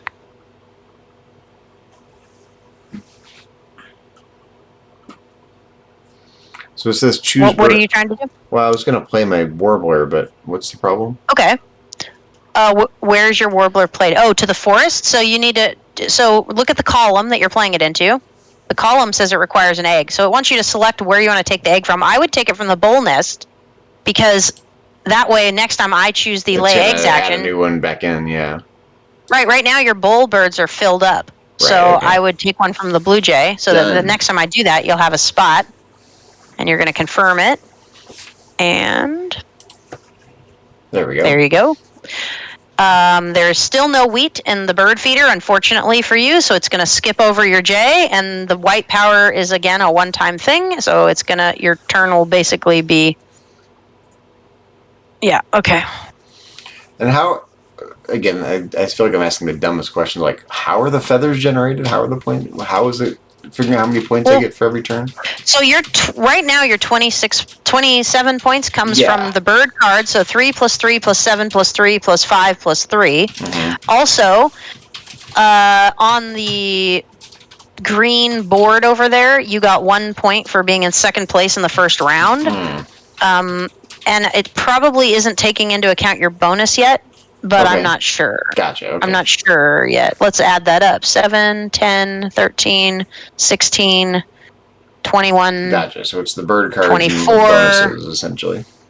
25. Oh, it is giving you 2 points already for your bonus card. Okay. 27. Because look, what is your bonus card? Birds that only eat worms, or Yes. no? And what does it say it does? 2 points per? Per bird, yeah. Oh, then it's not doing that yet. That's not what it's doing. Because you have 2 of those right now, which means that would be 4 points. So it's not doing that yet. What are the other points from? Oh, no, I know what the other points are from. You have 2 eggs. Eggs are worth 1 point each. That's where it's getting the other 2 points. Gotcha. So you have yeah. So it will calculate the bonus objective points at the end, apparently. So, yeah. Okay. Eggs are all worth 1 point at the end, too. So there you go. Good to know. I'm going to play a bird. Going to play this bird. Firm.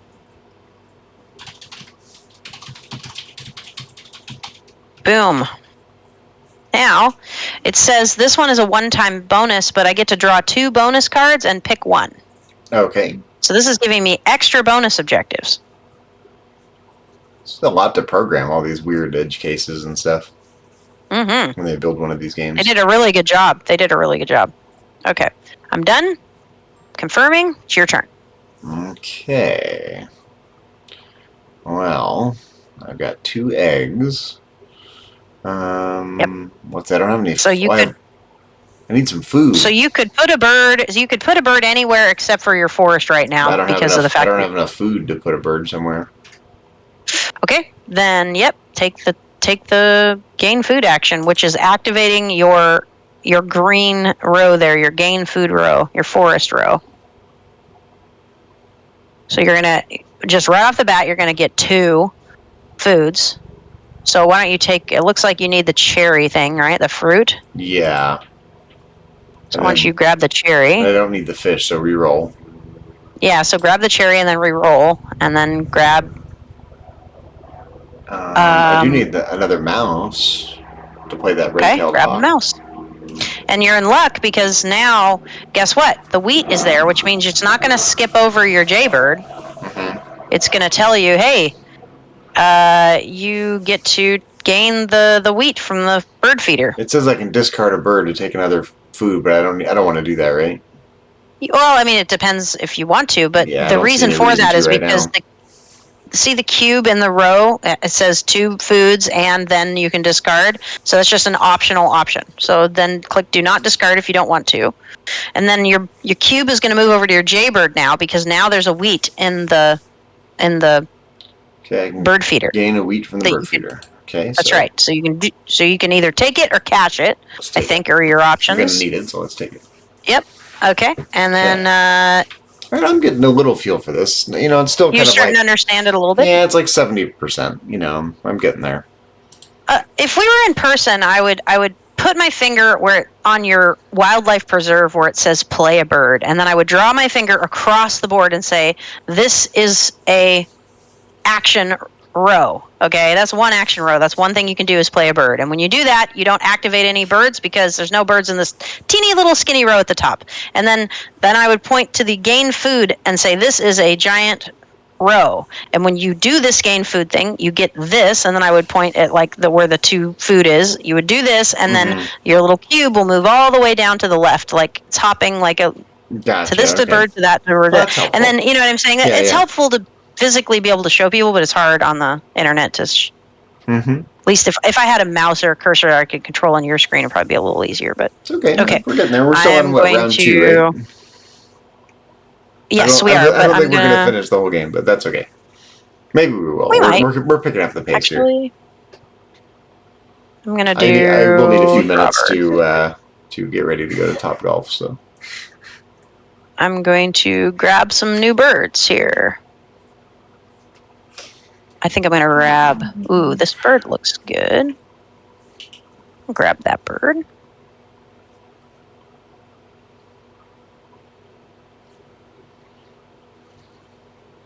And then I'm going to grab a bird from the deck. And...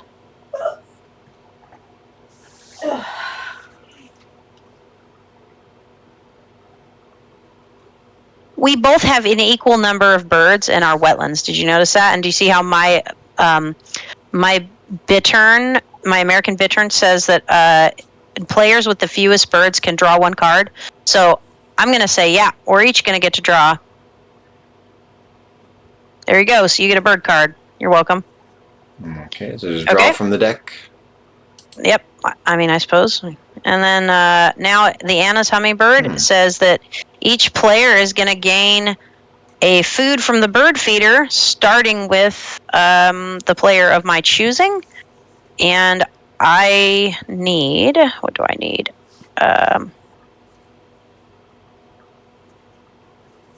It's interesting. As the rounds go on, there are fewer turns, but there's more stuff that happens per turn. Yep. Confirm. There you go. Your turn. Either grab a worm or re-roll, because there's only one type.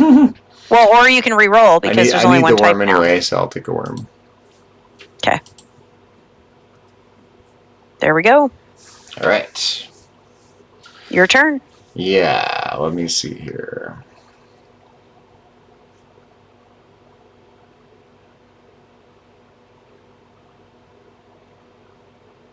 So you've got 2 eggs, so you have enough eggs to put a bird anywhere if you want to play a bird. You could also activate a row of something else, like if you wanted to draw cards, you could activate your drawing card row. I'm gonna play a bird. Okay, you're gonna play a bird. Where are you playing that one? You gonna play that to the forest, or are you gonna play it to the grasslands? I would suggest the grasslands, but unless you have a reason to want. No, not really. Just because that'll make it so you get 3 eggs whenever you take the egg action. Also, it's going to give you a brown power in that row. I don't know what it is because I can't read your card, but yeah, definitely choose the one with the. Yep, there you go. Okay, and what does your bunting do? Your bunting says you gain a worm or a fruit from the bird feeder if there is one. That's nice. So now you have a passive engine that when you take the laying egg action, you might get food out of the deal too. Nice. Right? So that's kind of a bonus. Good. That's good. 2 for 1. Okay. Let's see what I got going on now. I think I will...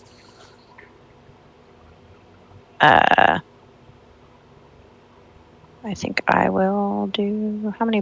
Do I have 2 eggs? I only have 1 egg. I don't love having 1 egg. Let's see.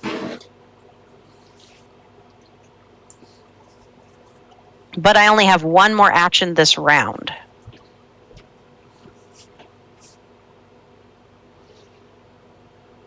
So that stinks. I really want to play a bird, but I need 2 eggs to play it in the forest, which is where I want to play it. And I don't have enough eggs.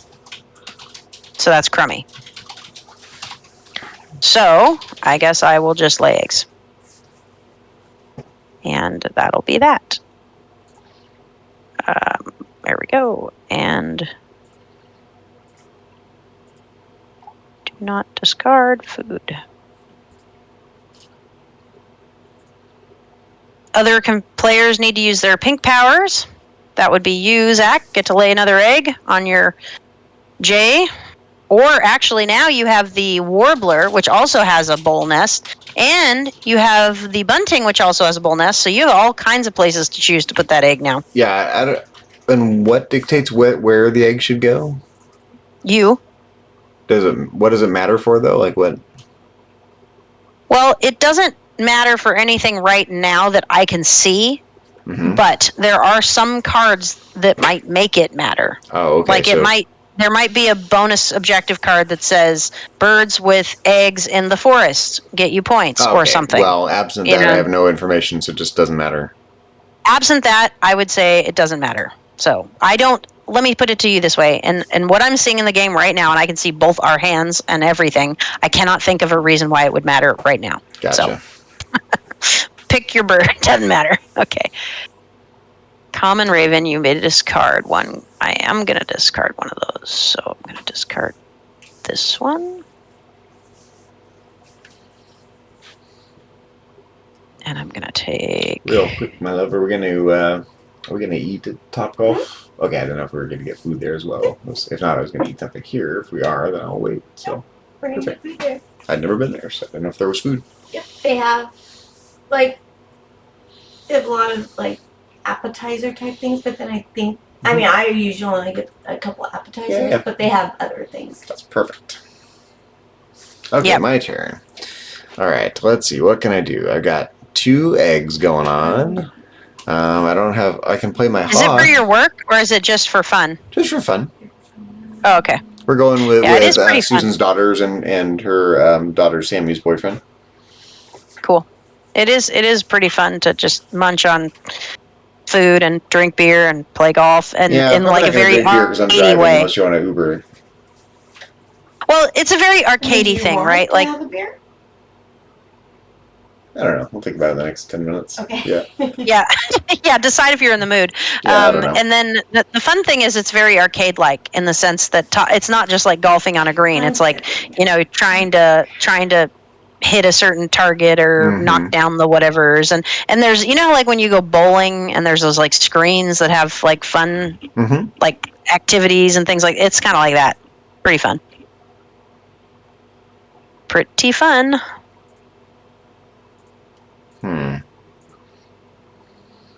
So I'm still kind of like, I'm not sure what's supposed to be dictating my choice here. I can play my hawk.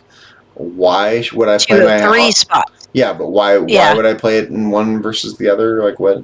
Okay, well, again, so there's several factors that would dictate where you would want to choose. One is that, for instance, if you were to play it in the forest, it's going to cost you 2 eggs to play it.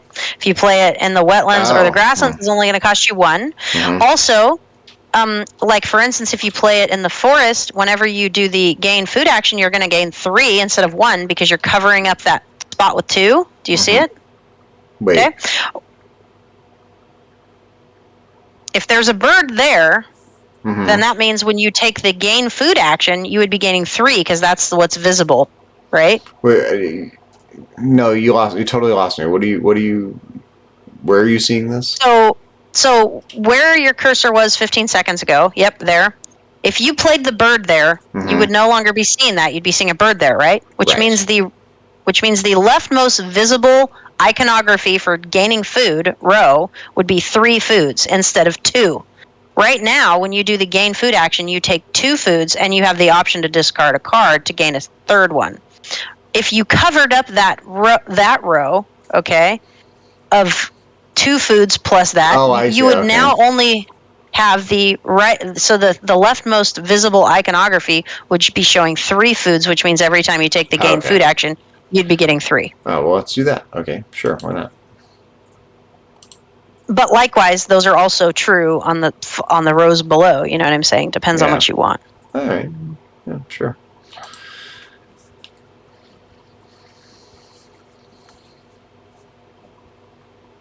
Okay.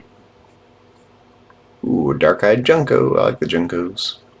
Yeah, they're nice. Junkos. So now in the cool woods, but we'll use more open habitats in the winter. There we go. We are now in the 3rd round. So, and it is your turn to take an action first. So therefore, it's your turn again. So now, if you look at the gain food action, if you gain food, you'd be gaining 3. Do you see what I'm saying? And then you'd activate your hawk, and then it would skip over to your other brown power, which is your J, and you'd activate that. I'm kind of getting it. Yeah. Okay. But I do need food because I can't do squat right now. So then gain food. Good option. You gain 3. Yeah. There's only 1 in the bird feeder, which is fine. That would mean that if you need a worm, I would take the worm and then reroll, because then all of them reroll. And then now for your next ones, you could have all to choose from. And remember, because of your Jaybird, if there is a seed there, you're going to get it. So I would make sure to leave 1 wheat because you're gonna gain that wheat passively with your Jaybird's action.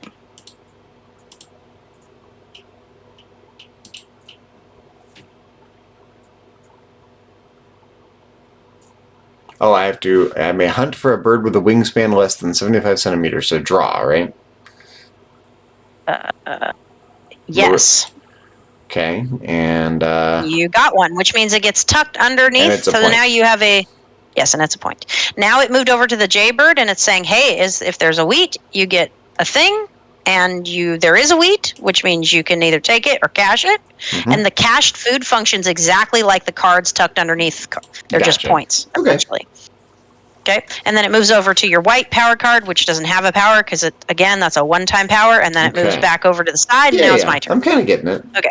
Yep. It's complicated. All The rhythm of it is throws me a little bit, but it's Okay, so I'm gonna play a bird. It's interesting because now that I'm playing it, I can't help but think like a program, like these little algorithm. It's an engine. I'm like, I have to like get the mental map of the little algorithm that's driving what happens next. Which I'm getting at. Took a while though.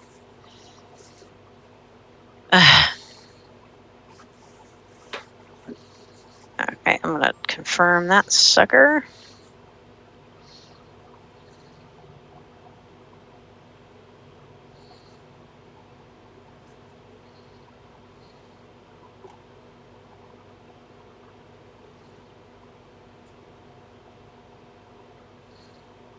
Oh, it's my turn.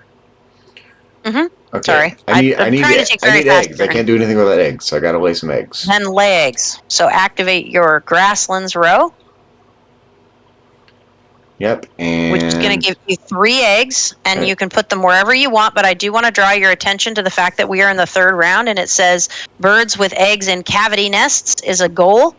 So I would maybe select the birds with cavity nests if you have any birds with. Oh, you do. You have a The downy woodpecker. Yep. Put the eggs there. Fill All that 3? up, and then if you. Well, I mean, you can 2. only hold 2, so Yep. put 2 there, and then put 1 somewhere else. Gotcha. Okay, and whatever. There, why not? Okay. Oh yeah, I see the little. I see. I see the little cube moving from right to left as I'm playing. And that's helpful. That visualization is helping. I didn't really pick and up on that at first. Yeah.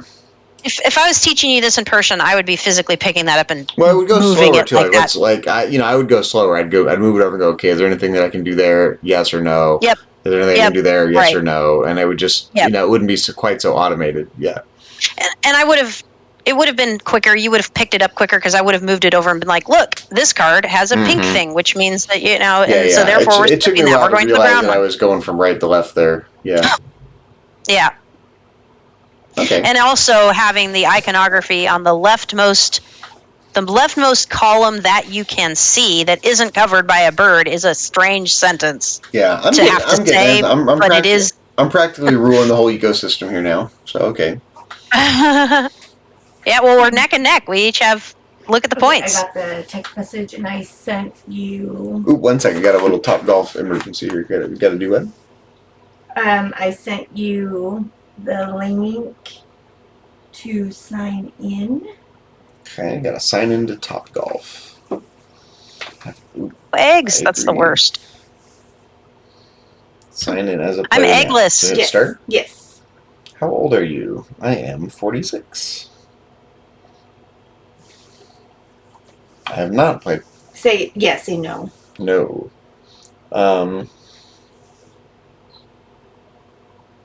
For me. Yes. Okay. Zachary. Ruling.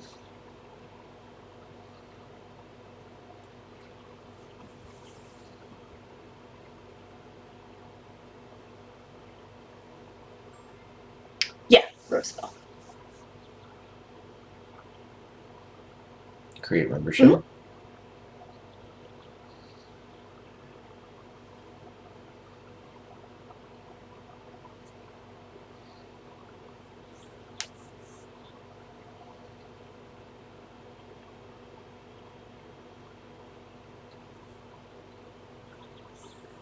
I'm in. Okay, and then just see who else is playing. Okay, so it's you and me so far. I sent it to Sammy and to Amanda, but Amanda just texted me that she's leaving them all now. Nice. Okay, boom. So In like Flynn at Top Golf. Okay, and it That's fun. is I'm jealous. my turn. I may lay an egg on another Well, it's bird. not actually your turn. It's actually still my turn, but because of the fact that Gotcha. you have power that says that you get eggs when I Mm-hmm. take that action, you get to do the thing. So And there's no you get real to put it on a advantage bowl of nest. anywhere else here, so just anywhere. Just Confirm. any one of those bowl nest Yeah, birds. Nope. got it. Okay, It's funny, but for and me, I think I'm one of these players where I have a slow initial learning curve, but then it clicks all of a sudden, and I'm like, boom, I got it. It's a gestalt shift that happens. yeah, that makes sense. But I have a very slow initial learning curve on new games. Maybe unusually slow, but then when it clicks, like, boom, okay, now I get it. I'm almost there. I think I'm getting the gist of it. I'm going to scroll down and look at your board for a second.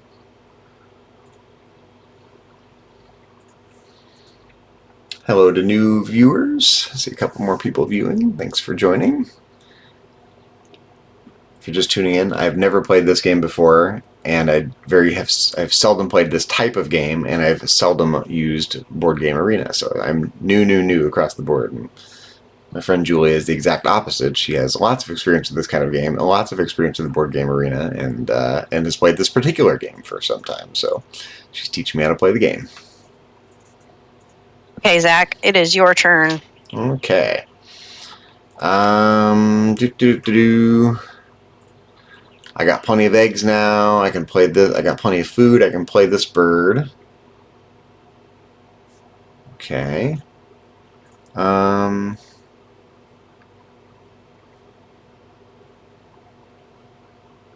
You playing your flycatcher? That's the cover bird. Yeah, I noticed that. That is the cover model. Uh-huh. And okay, let's do. What do I do with my choose phone? birds with one. Hey. Wait, what? What's happening here? What does it mean? Choose birds with one egg remaining. Oh, choose the egg.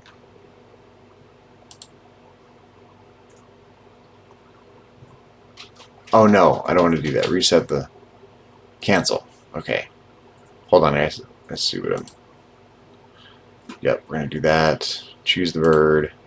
Choose the spot.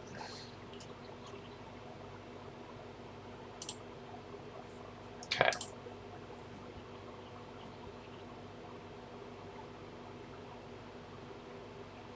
Confirm. Okay.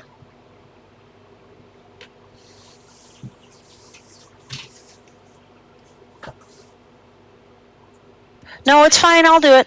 No, I will do it, sweetheart. It's fine. Okay. I just realized I left my phone in my truck. So I'm going to take my turn, and then I'm going to go fetch it while you're taking your turn. That's okay. Yeah, I think I'm to the point where I can kind of reason my way through, 80% of it now. So, but it's that 20% that's going to kick my ass.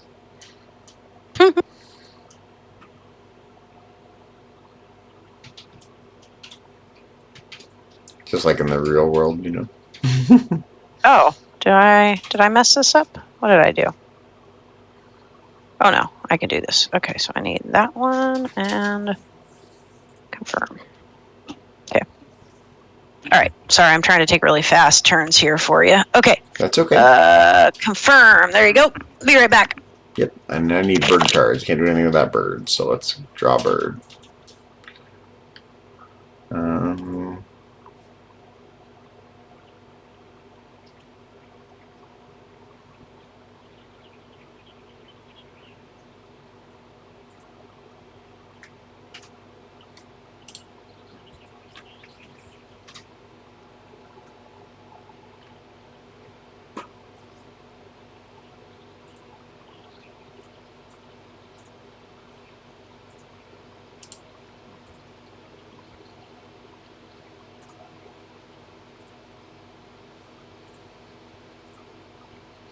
Okay, that's right. I can tuck a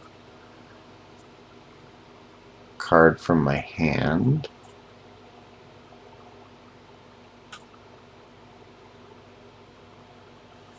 And then walking across your computer, then climbing between my. Walking across my computer, scrap on it. Yes, and then he walked over here. But then, guess what he did? He stepped on my keyboard and turned my power button on the damn line. Oh, all those burger buns, Emma. Will you stick them in the no, in the sewing room? Because I need to make sure they're all safe. Like I'm supposed to there for all this Easter party. Okay, I am back. My phone was just still in the truck. I just left it in there. I was in a hurry and I forgot about it. Okay, let's see. Lots of new birds all of a sudden. I'm going to draw bird cards.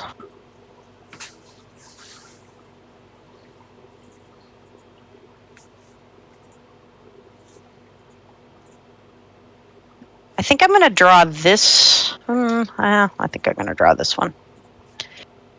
And then I'm going to draw this one. That way I can hopefully show you how that works, because that's a weird... So I drew a card that had a weird, when activated, brown power. It says, if this bird is to the right of all other birds in its habitat, move it to another habitat. So the neat thing about that and the way it could work functionally in this game is if you think about it, once you play it down, it is the most right. It is in the right-hand most spot, right? So when you activate it, the first time you activate it, it's the first one you activate, you would then move it to another row where it would also be the rightmost. And then the next time you activate it in that row, it moves again. So you could just keep moving it. Gotcha. And you don't have to repay the cost to move it. Okay. So you could potentially put it, like, if I played this card to, say, for instance, my grasslands row, it would only cost me 1 egg to do it, right? Because it's all the way over to the left almost. For free, I could then move it all the way up to the last spot of my forest row. Gotcha. Right? Okay. When I activate it. Does that make sense? Yep. Okay. Do not discard. Okay. Now, what does it say? What is this? It says players with the fewest birds draw 1 card. Do I want to let you draw a card? Sure, I'll let you draw a card. There you go, Zach. I shouldn't have done that. For purposes of being cutthroat, I would definitely only use that power if I was trying to win when I have the fewest. But just for purposes of you having fun, I'm going to let you do it. And then there I get to do it again. Here you go. I'll give you another card. You're welcome, because I'm not trying to win. Just trying to teach you the game and let you have fun. And the more bird cards you have to read, that's more fun. But I want you to know why I took 2 of those cards. It's because of the fact that I have a objective that says bird cards in hand at the end of the game. Gotcha. So extra bird cards in my hand would be points for me. Therefore, that's good for me. Hi, honey. Okay. How are you? Good. How was the mall? Let's continue the game. It's fun. So I'm gonna take. Did you? I'm gonna choose you to choose the food first. Yeah, you're gonna do that. Okay. Yeah. My Anna's hummingbird is letting you select a I food. sent it to Sammy, so hopefully her and I don't Luke really will need any of those get foods. signed in because it said it's gonna. Yeah, I need a worm, but that's why I selected you to choose first. Yeah. Number. Perfect. Like once Well, I'll it's just ready, take a fish, I guess. or I think it's once it's Okay. ready. What time's your reservation at Topgolf? So, I don't remember. So, depending on if Zach wants to have like a drink or something, we may Uber there unless you want to Click drive. confirm at the top. I don't know how if your car Yeah, is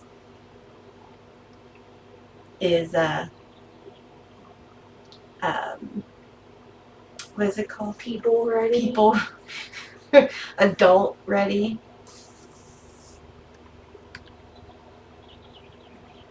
Okay. Did you want Your to, turn. just in case? I mean, we still don't know because either we'll Uber or. And have no fear. If she says to you, like, 5 minutes from now, Zach, you got to go get dressed, it's fine because this is web-based and I clicked friendly and I clicked turn-based, which means it will sit here for a year until we take our next turn. It's fine. If you don't want to clean out your car. I guess We can finish our game tonight when you get back. We'll see how it goes. Yeah. Oh, okay. Okay.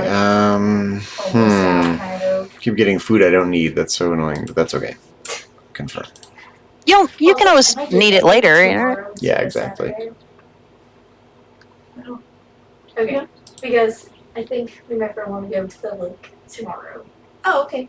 Yeah, at like 11:30. Oh, okay. I mean, yeah, because I'm actually gonna be. We're gonna be gone most of the day on Saturday. Oh, really? Yeah, going to Vacaville. Oh, perfect. So Okay, I have to lots work of tomorrow. stuff happened here. I thought tomorrow was Saturday. tomorrow's Friday. Actually, no, I'm happy because then school doesn't start soon. Exactly. And I wanted to be Monday already so that I can be officially employed again. Your turn, Julia, if you didn't notice. Yeah, 'cause I'm like. Oh yeah, I didn't notice. Sorry about that. Yes, true. Okay, cool. Sammy Oh, she signed in? signed both her and Luke in. So, do you sign in? No, yeah. My phone's at like 6%, so I'm gonna do it when I charge it. Like right now. Okay. Also, is the Topgolf reservation, is it for the hour? An hour? 2 hours. Okay. Why? Because I'm going to go to Target, get a swimsuit, so I want a new one. And Afterwards? either after or tomorrow. Tomorrow before you go to the lake? Yeah, like Okay. depending on what time it is. What lake? Folsom. Folsom. Oh, Folsom Lake. Because I Got it. might like drag a friend along to Target. To Target? It's like depending on how I late see, it I is. see. Okay, my turn. I may go today. Yeah. After? I mean, Just so like I don't have to wake up even earlier Yeah. tomorrow. So I'll just let you know what I'm doing. well. This I is your mean, last round action, by the way, Oh, well. in case that 5:30. matters. It'll be over at 7:30. I'm not getting the kind of food I need. It's very frustrating. You were definitely winning in this round's bonus objectives. Going Yeah. that late. Yeah, I'm just. Because what time does Target close?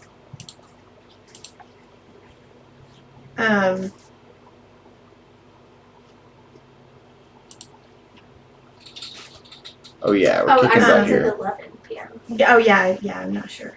So yeah, so I'll probably go today and get a swimsuit. Okay, Alright, I love you. I love you, honey. Zach can re-roll, it says. So you would. Yep, Yep. I just did, yep. Okay.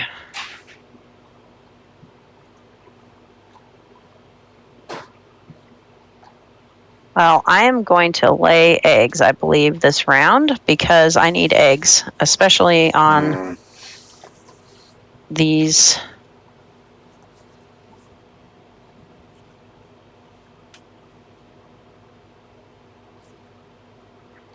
Hmm.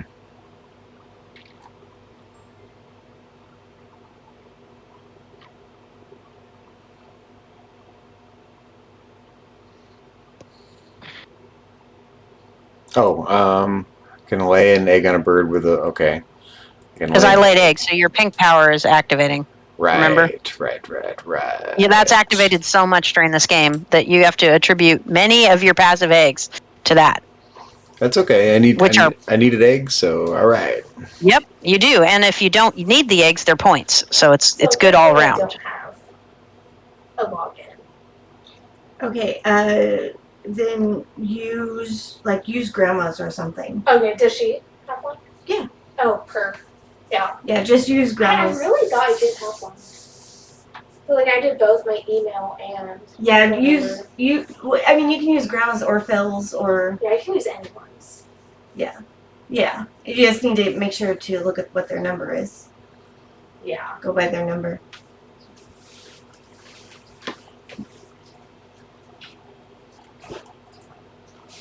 Okay, I'm a fan of this game. I can see playing this and having fun periodically. How many eggs do you have on birds with one? How much are you beating me by? One?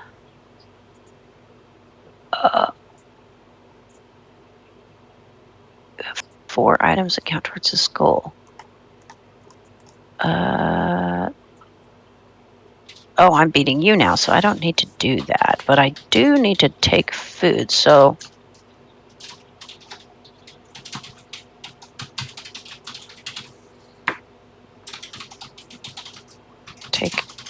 Take this one. And... What food do I need? This one. This one. Okay. All right. Confirm. Yeah, it's real relaxing, this game in person. It's nice. Mm-hmm. We did Stonemaier Games makes their games really well, and the components are nice. There's a linen finish on the cards, and it's nicely made, so the tactile experience is pleasant. That's nice. Mm-hmm. Things don't feel chintzy and gross. Looks like it's still No. you. Yeah, and yeah, it is. Well, it's me for the first time. It because of the fact that this is the last round, right? So we're now in the next round. So it switches over who plays first in each round. So Gotcha. you played first in the first round, then you played first in the third round, and yeah. So I'm going to.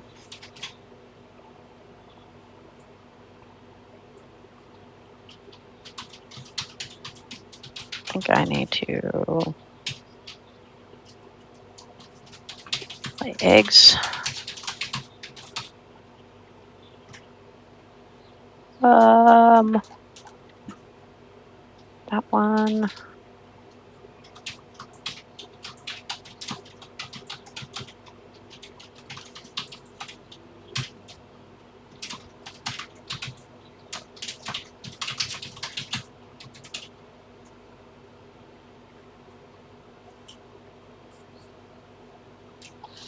Yeah, I'm a fan of this game. I could see enjoying this. I like this more than any of the other games we've played on BGA. FYI. Okay. Well, that's good. Oh. Wait, what? Choose a food type. Oh, this one's okay. I'm going to choose. So I have that. I have that. I'm going to choose this and this. Okay. Cool. Your turn there, Zachary.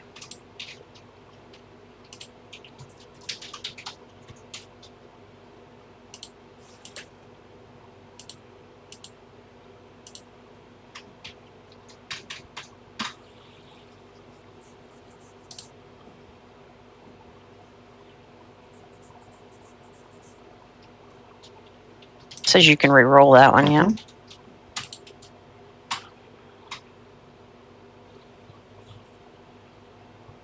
Just make sure that you plan for the fact that you would like one wheat in the bird feeder when you get to that red-bellied or whatever it's called. What is your jaybird? Yours is the blue jay that does that.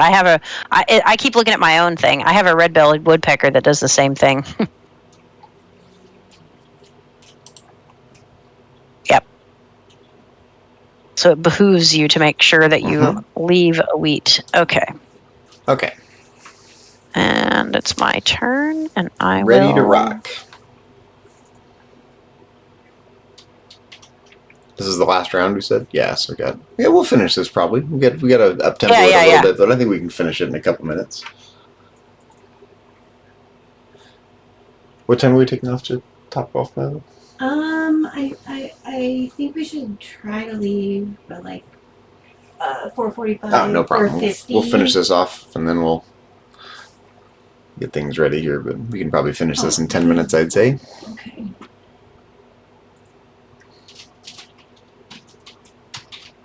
Is Amanda going to drive? Is that the plan?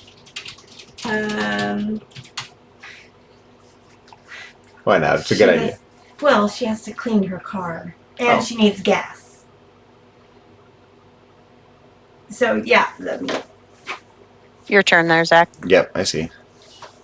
Hey, Amanda. Did you sign in? Yeah. Okay. Okay. Okay. So yeah, you know what? Why don't you go ahead and drive? Okay. Can you go clean your car and we'll try to leave a little bit early and then we'll and then you can stop and get gas. Okay.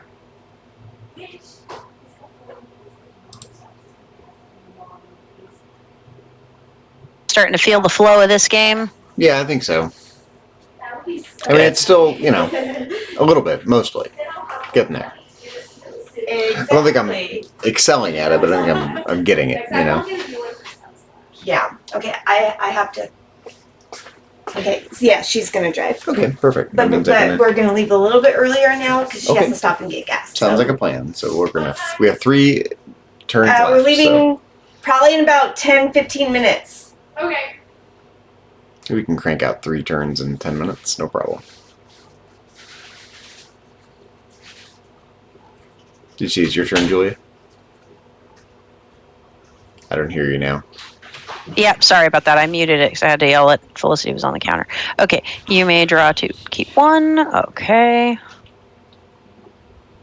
So I got 2 new bonus objectives to choose from. Birds with your habitat with the fewest birds. I'm going to get 2 points per bird. So that's basically equivalent of a 6-point card right now. And then birds with body parts in their names. Okay. So let's see. Do I have any of those? Red-bellied.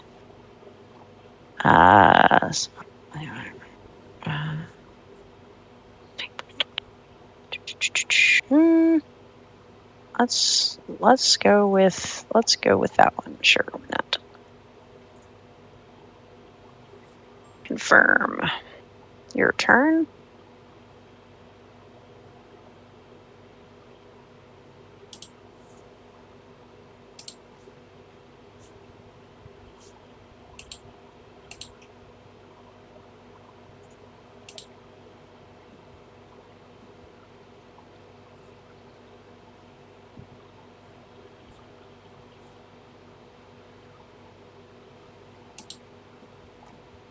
I don't know if you noticed, but at the end of the rounds, the birds in the marketplace, so to speak, or whatever, refresh. They just kind of like get discarded and new ones get laid out. That's all kind of like an upkeep maintenance thing that that you don't see really because it happens passively because we're playing online, obviously. Right. I'm doing pretty well so here. I'm keeping pace with you score-wise, you know. I want you to watch what happens now. I'm going to click lay eggs on birds. Okay, watch my I scrolled down. Wildlife preserve. Yep. Okay, so I'm going to select the. Let's see. I do 3. Okay. Now I can discard a food to lay another one. I have only 1 food, so I think that I'm not going to do that. And then I think I'm going to... Yeah, you have to use your pink power now, where you get to lay another egg on a nest. You are not having a shortage of eggs. What do you said? I'm your not pink power. You're not having a shortage of eggs because I keep giving you eggs essentially every time I. Yeah. Gotcha. Like you don't have to work so hard to have eggs because you're not needing to take that action very often. Okay. Now I want you to see what happens. This blue grosbeak is activating, and it says if this bird is to the right of all other birds in its habitat, I get to move it. Yeah. That's right. So I'm going to move it down here. Okay. And I just click on the spot. I'm going to move it. Okay. And then the next one is I don't have any bird cards in my hand, so it skipped over my bush tit. And it's going to my raven, which I am going to discard a card. Or an egg, I mean. And I'm going to gain 2 food. And I think that I will try to gain, I don't know, maybe a fish. And I don't know, how about a wheat? Okay. There we go. Confirm. And I'm setting myself up because next turn I'm going to use the draw cards action. So that's why I chose. And also my forest is full, so I couldn't choose to put it there. Gotcha.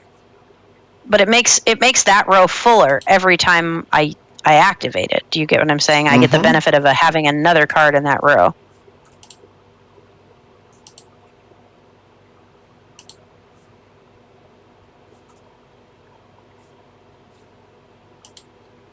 Wait a minute here. Cancel.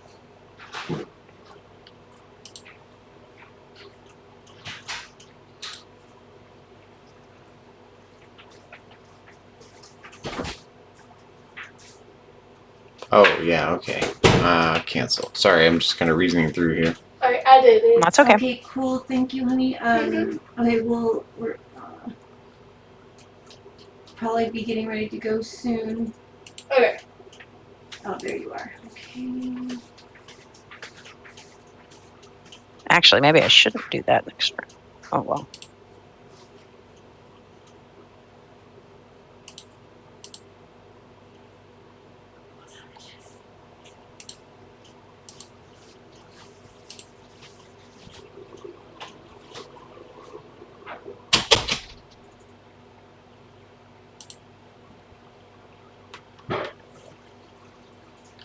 You only have one more turn, right? Let's do this. Yeah, I guess I'm just gonna lay eggs because I don't think so. I was thinking to myself I needed cards in my hand, but unfortunately I only can take 3 cards, and the other 2 cards that I have say players with the fewest Right. draw extra cards, which is not me. And my card for birds cards in my hand, I need a minimum of 5 to get any points for it. So I'm not going to get any points for that. So I'm just going to, again, one of the criticisms of this game is people say that in your last turn or last 2 turns, sometimes the most efficient thing is to just lay eggs. So maybe it's true. I don't know. But either way, that's what I'm doing because I think that's all I really could do. Sure. Let's just put that there. You get to lay another egg. Another point for Zach. Okay. Yeah, it would give me 2 points to move that grosbeak back up to the other row, but it was more to. We'll have to do a retrospective another time. We're not going to have time to do a retrospective on this game here, so. No, we're not. Okay, and confirm. There we go. But at least we will finish the last game. Turn. Yes, we will. And then you're getting the last turn right here. I don't know what your most efficient move is, but it's either to play a bird card. If you have a high point bird card you can play, yeah. Or it would be to lay eggs, because 4 points for 4 eggs is good.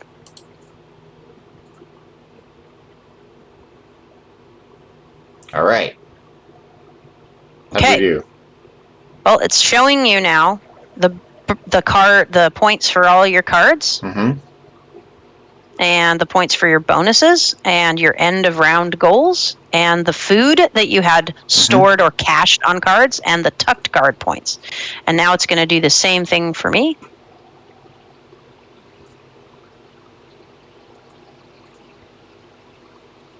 Interesting. It's going to be close. Okay, you won by 1 point. All right. Good job. Hey, all right. I won my first round of this, first game of this. Nice. Now they want you to. Okay. All right. Let's play this. Let's play this again sometime soon. It was fun. Yeah. So So now that you know how to play, I could pay more attention to my turns and actually try to win. But I wanted you to learn, and I think you know how to do it. Yeah, I think you could play. And with BGA, telling you, "Hey, do this thing now, buddy," that helps too. Like in a real game, you just have stuff on the table, and you're like, "Wait, what do I do?" But so that in that way, BGA is easier. Right. So. It clicked at a certain point. Yeah. Okay. All right. Well, I gotta go. We're gonna go to Top Golf. So everyone have a good night. Thanks for watching. Everyone who's watching, Julia, you have a good night over there. And tomorrow I'm Uber driving, so I'll ping you later in the day tomorrow, probably. Great. Okay. Have a good night. Sounds good. Bye.